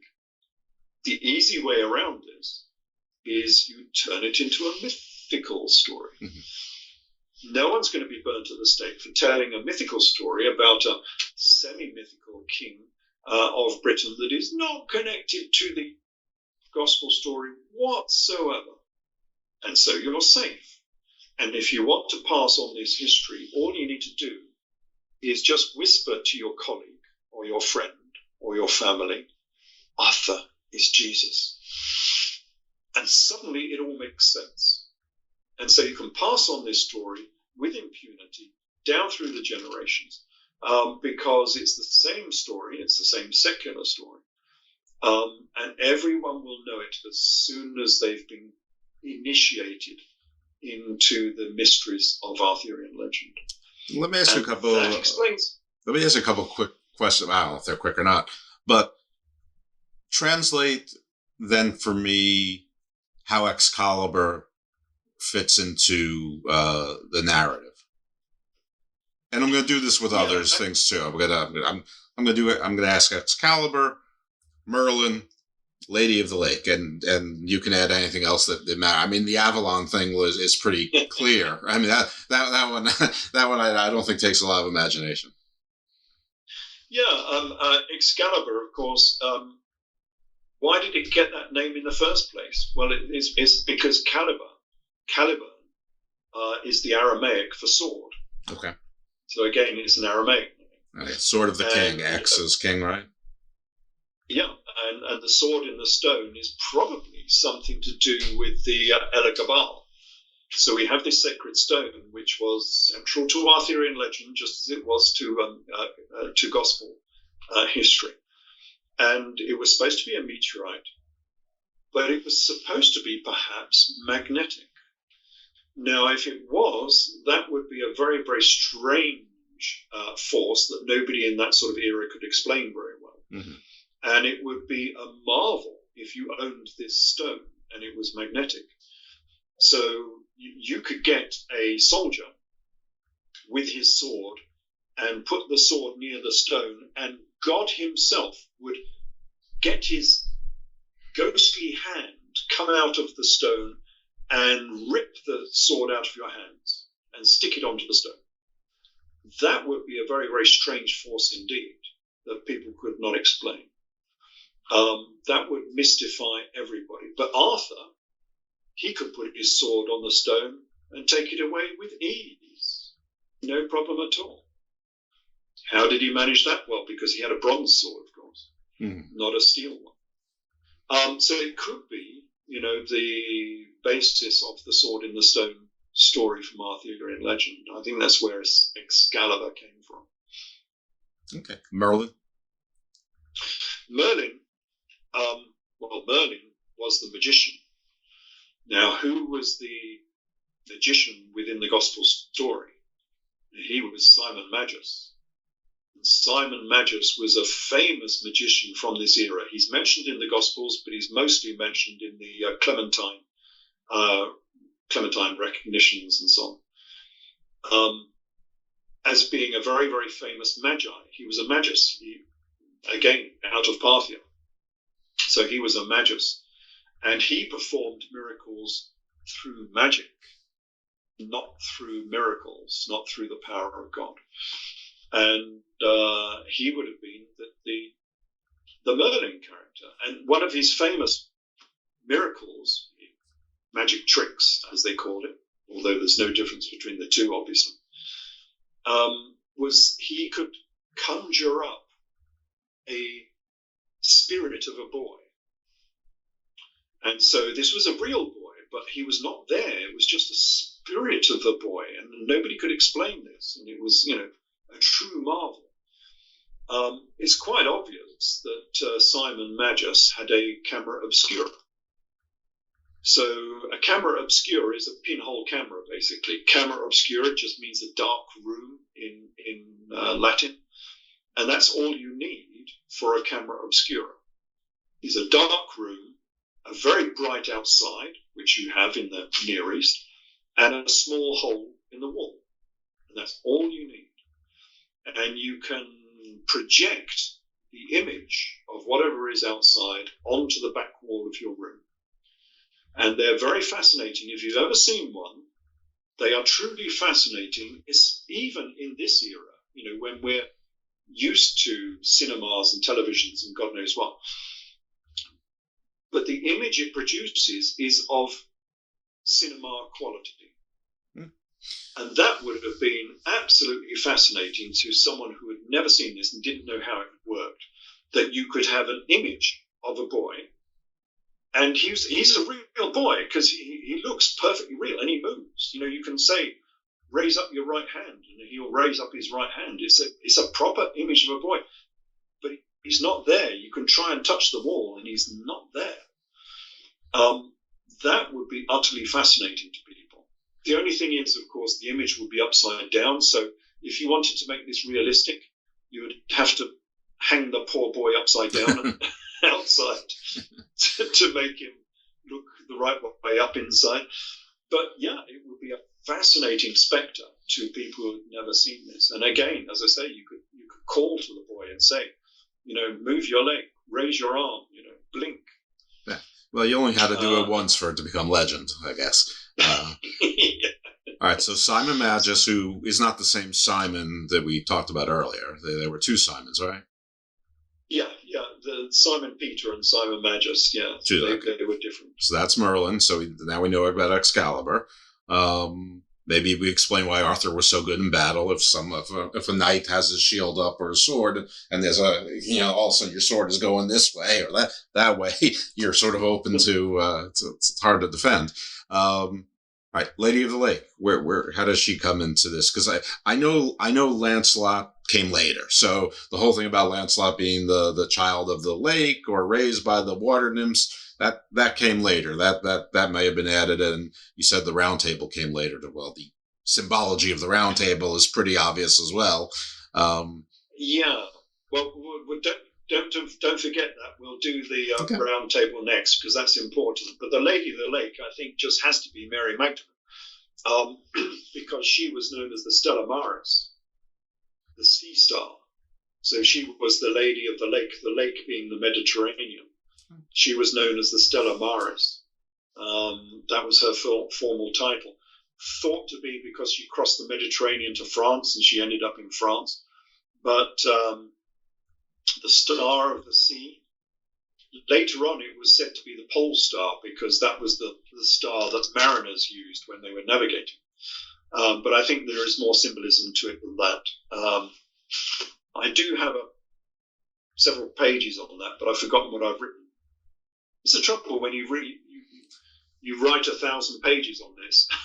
Yeah, and even now when I read my books, I keep going through, wow, that's really good. Where did this guy get this from?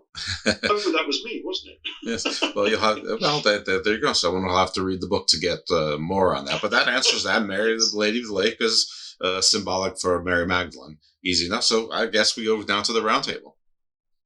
Yeah, the Round Table is interesting because that comes straight out of Gospel story again. Because according to Arthurian legend, there were 3 round tables. The first round table was the table of the Last Supper, belonged to Jesus. It was Jesus and his 12 disciples sitting around. So the Last Supper table was not rectangular, it was circular, according to Arthurian legend. The second round table was the table of Joseph of Arimathea and his 12 disciples. And the third was the round table of King Arthur and his 12 knights. And they were all based on the same design. It specifically says that they were the same table based on the same design. So it's linking Arthur and Jesus directly through the round table symbology. But quite obviously, this round table symbology is a zodiac. Right. So the round table he had more than 12 knights. It's surrounded by its 12 constellations. Right. So the knights, the disciples, and the constellations are all the same. And the Jesus character would not sit at the head of the table. If you look at the Winchester round table, which is quite ancient, it goes back to Edward I, so it's like 12th century or something. But that one has the kingly character, as it were, the 13th segment in the 12 segments. That's not how it would be. The kingly character would be in the center of the table. So the table would be have a hole in the center, and the king would sit at the center. And why do we have this? Well, because it's not very well known that the primary symbol of early Judaism, and really here we're talking about Nazarene Judaism, the Nazarene being the church of Jesus and James and Saul and Queen Helena of Edessa. She was a Nazarene as well. The sacred symbol of Nazarene Judaism was the zodiac, which is why we find all of these ancient zodiacs in Judea. So now 6 or 8 synagogues have been found where the primary symbol in the center of the synagogue is the zodiac, a big one, 4 or 5 meters across, a large zodiac. And the best of these, I think you probably find, is at Hamat Tavera on the shores of the Sea of Galilee. And that's a 1st century zodiac. We know that because processionally, the head of Helios points at the join between Aries and Pisces, which indicates the 1st century. Secondly, because we have a story from Josephus Flavius saying that he himself was sent to Tiberias to destroy that particular zodiac. Because the position he describes it in, he was sent because it contained heretical images of animals, which of course that zodiac does do. And that is doubly interesting because that zodiac was owned by Jesus, Jesus of Gamala Saphias. This is according to Josephus again, he tells us this. So then you have to work out who Jesus of Gamala really is. And I'll give you 2 guesses. So the Last Supper table was a zodiac. And I think that's exactly what the table was. Because remember, in that part of the world, people didn't always have tables. Tables are a bit of a Northern European habit. Over in the East, you tended to sit on the floor, on a cushion. And so I think the zodiac at Hamat Tavera was a Last Supper table.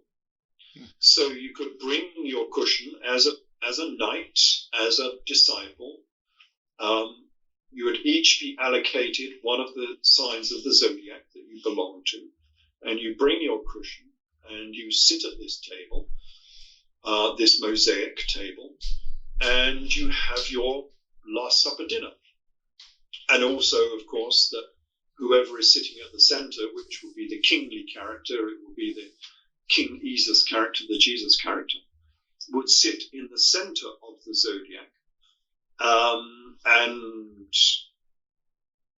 that can be used as education as well as having your Passover meal, as it were, because you can then explain, the procession of the equinox and the constellations and, how the movements of the planets and everything else, all as a part of that sort of initiation into the cosmos.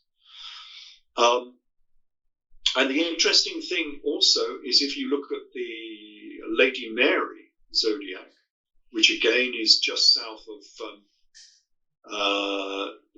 the Sea of Galilee at Bet Shean, this is a slightly later one, and it's a Christian one.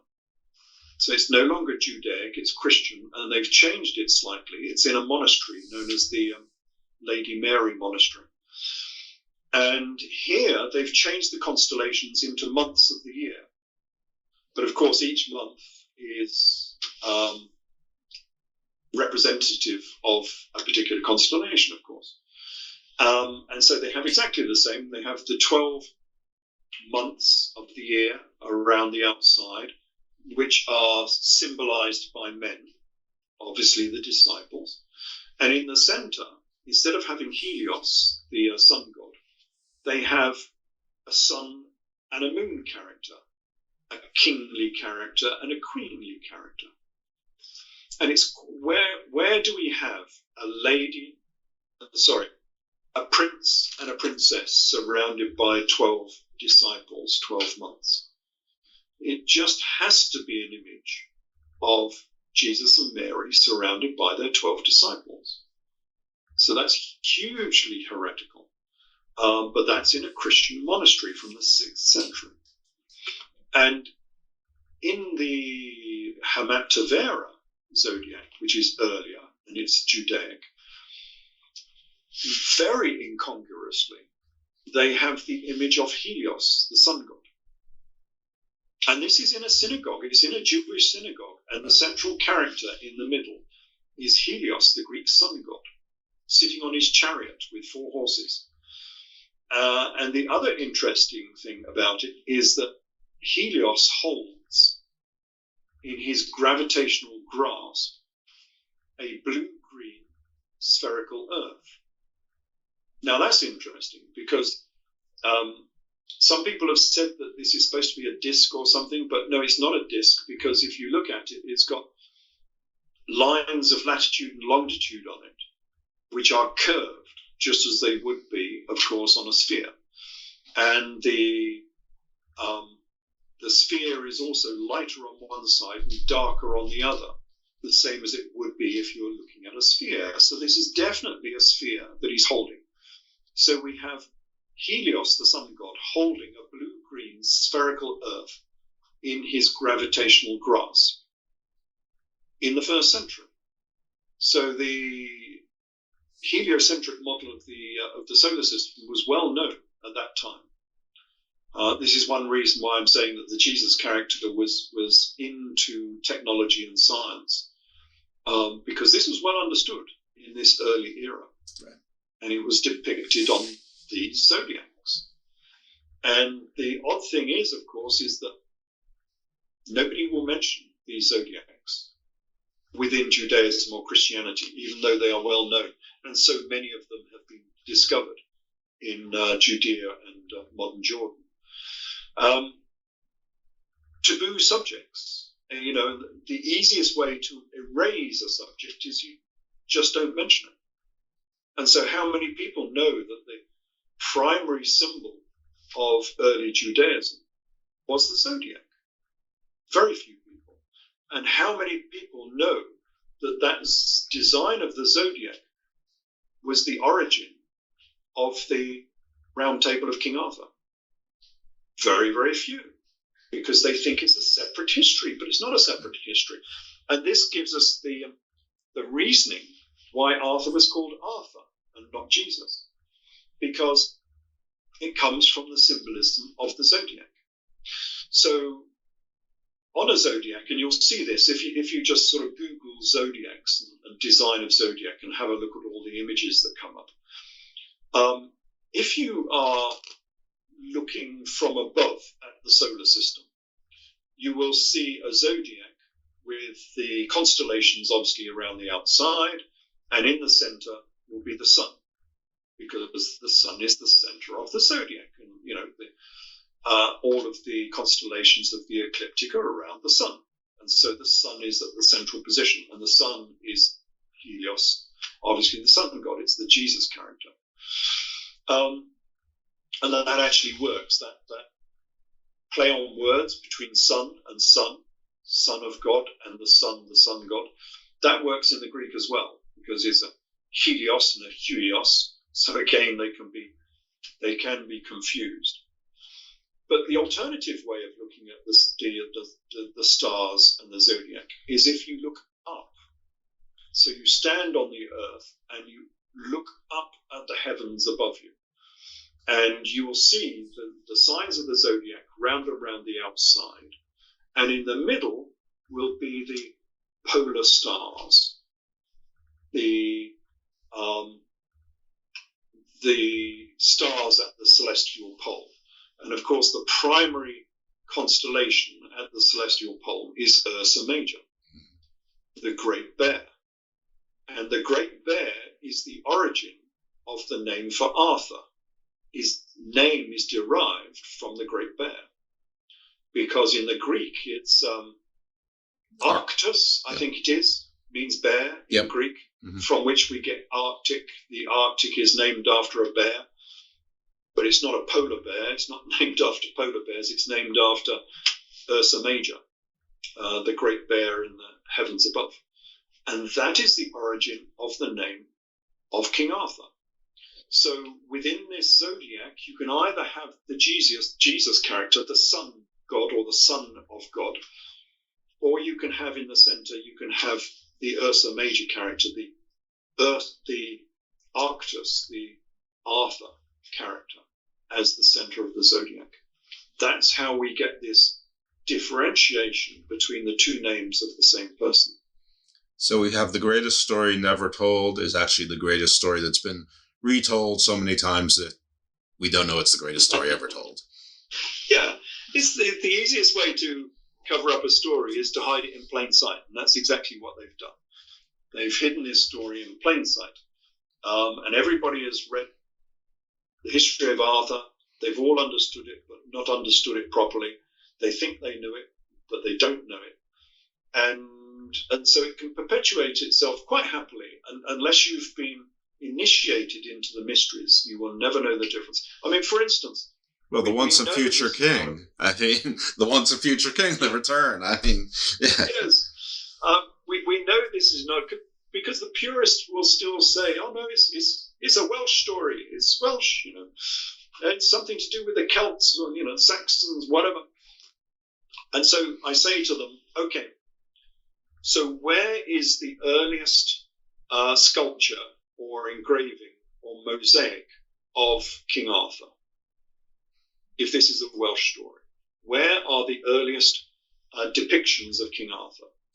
And there are three obvious ones, and they're very early. They date from the 12th century, so the very time of, Monmouth and Oxford writing their stories about King Arthur. They date from that very era. And where are they? Are they in Wales? Are they in England? No, they're all in Italy. So we have the famous depiction of King Arthur on the doors of Modena Cathedral in northern Italy, the city of Ferrari. If you've ever been to the Ferrari Museum, you can see King Arthur while you're there visiting the Ferrari Museum. He's on the doors of the cathedral there. And it's an early Norman depiction with all the knights being Norman knights, dressed in Norman armor. Right. And they're all named, so there's no doubting who these people are. They've all got names. And it's a depiction of Guinevere and either Lancelot or Mordraine, one of the two, stuck in a tower, because they both get stuck in a tower. Guinevere elopes either with Mordraine, the son of Arthur, or with Lancelot, and they are in a tower being attacked by the knights and attacked by King Arthur. It's a famous story from Arthurian legend. But that's on the doors of Modena Cathedral. It's also on the doors of Bari Cathedral. They've got exactly the same depiction there. Bari is down in the south of Italy, on the sort of heel of Italy somewhere. They're not named there, but since it's exactly the same depiction as Modena, we can be sure exactly who these characters are. And again, they're attacking this tower. And then we have a mosaic of Arthur in, I was going to say Odessa, Odina. Anyway, it's a town in the south of Italy. It sounds a bit like Edessa, but it's spelled with an O, and I can't quite remember what it's called. But anyway, you can look it up. I'm sure it'll be online. And there's a famous mosaic of King Arthur on the floor of that cathedral. So all of the early depictions of King Arthur are in Italy, not in Britain. Right. And all of the early manuscripts of King Arthur are all European. People think this is a British story, but it's not. It's painfully said in many of these early researches, by Nietzsche and Brugger, that the main Arthurian manuscripts, they come from Greece, from Holland, from Germany, from France, from Italy, from Scotland. The only place that you do not get any manuscripts about King Arthur is Britain. There are no manuscripts. Even Walter Oxford and Monmouth, their story about King Arthur came from Normandy. It wasn't a British story. They got a manuscript from Normandy or Brittany, and they copied it. It was not a British story. And the only British one we have is the late one, Morte d'Arthur. And that was a very late manuscript. And in the 4 pages of that book, it says that he was only writing this story because he could not find a British story of King Arthur. And he lists all of the places you can find these stories. And the only place you cannot find these stories was in Britain. Right. That was that Thomas Mallory? That was Mallory, yes. Okay. Morte d'Arthur. All right. And yeah, so that's a problem for the Welsh provenance of this story. It is not there, and people will say, "Oh yes, it is. It's in the Welsh annals." And you say, "Okay, we'll go and find it for me. Give me a quote." And of course, you look at the Welsh annals, and it doesn't mention the Arthurian story at all. It has one line about someone who might have been called Arthur. A warrior called Arthur. Right. And you think, what? You're trying to say that that's the story of King Arthur? Right. You've got one line? It's lived on for hundreds of years from that. That must have been one hell of a line. Yeah, it was. So in short, then, we have a problem with the traditional story of King Arthur. It is simply not there in the historical record.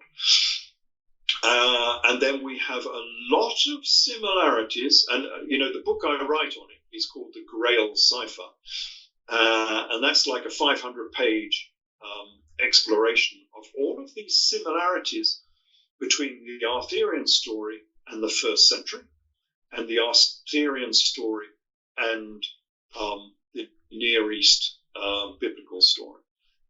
There are so many similarities and links, it is untrue. And people don't want to hear that because it changes the message somewhat.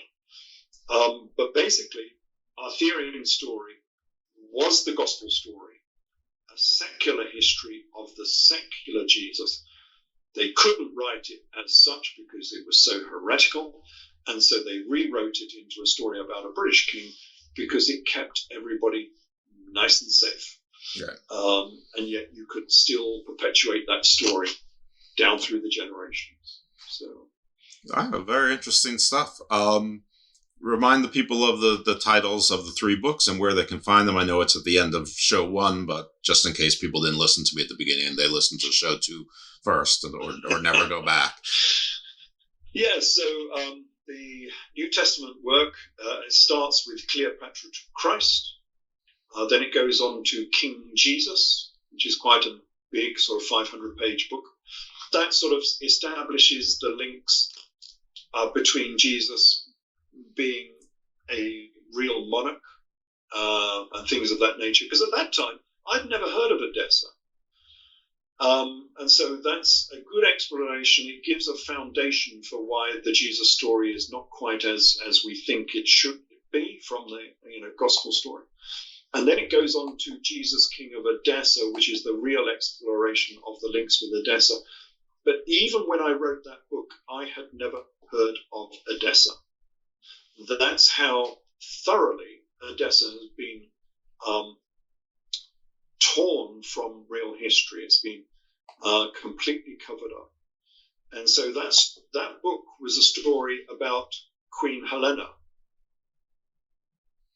And suddenly, halfway through the book, I discovered Edessa. And so suddenly the whole book had to be rewritten because suddenly Edessa became the central element of that story. And that's another big 500-page book. And that's Jesus, King of Edessa, explains why the gospel story came out of Edessa. And that was followed, so that was the trilogy. but it's now a trilogy in 4 parts. So the follow-on book was The Grail Cipher, and that's looking at the links between Arthurian legend and the gospel story.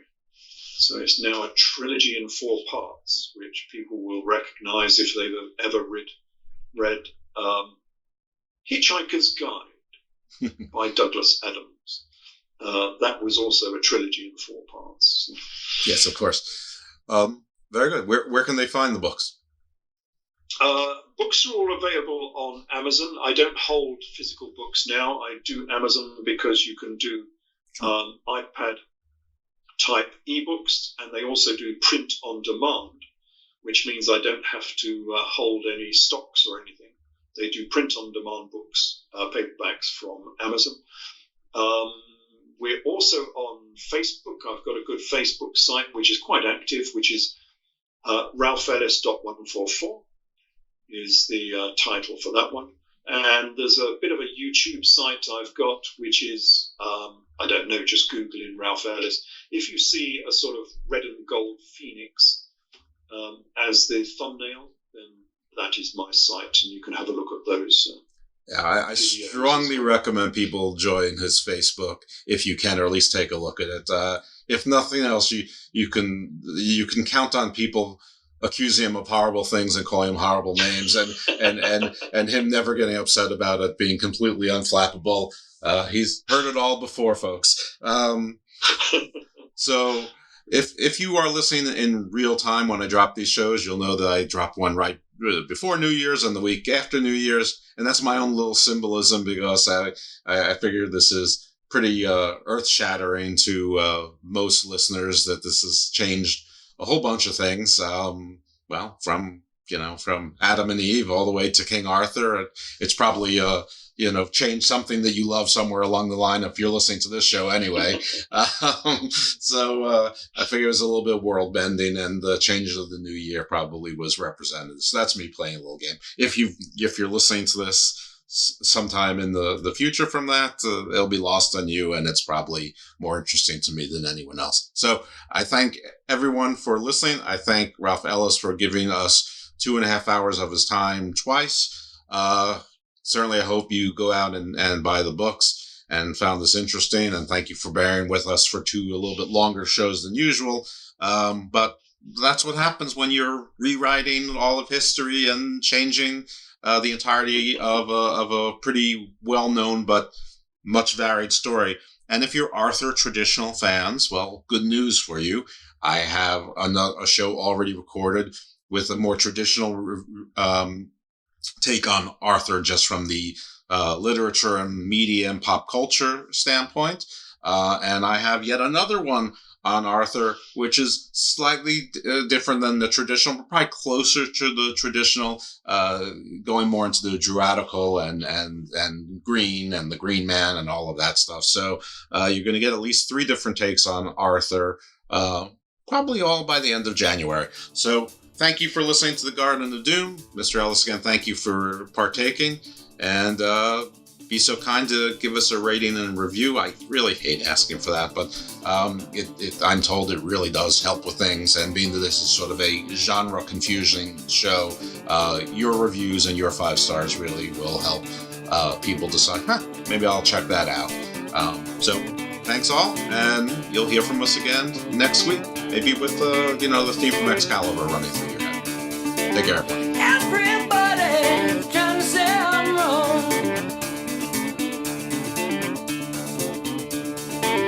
I just wanna be back where I belong. World turning. I gotta get my feet back on the ground.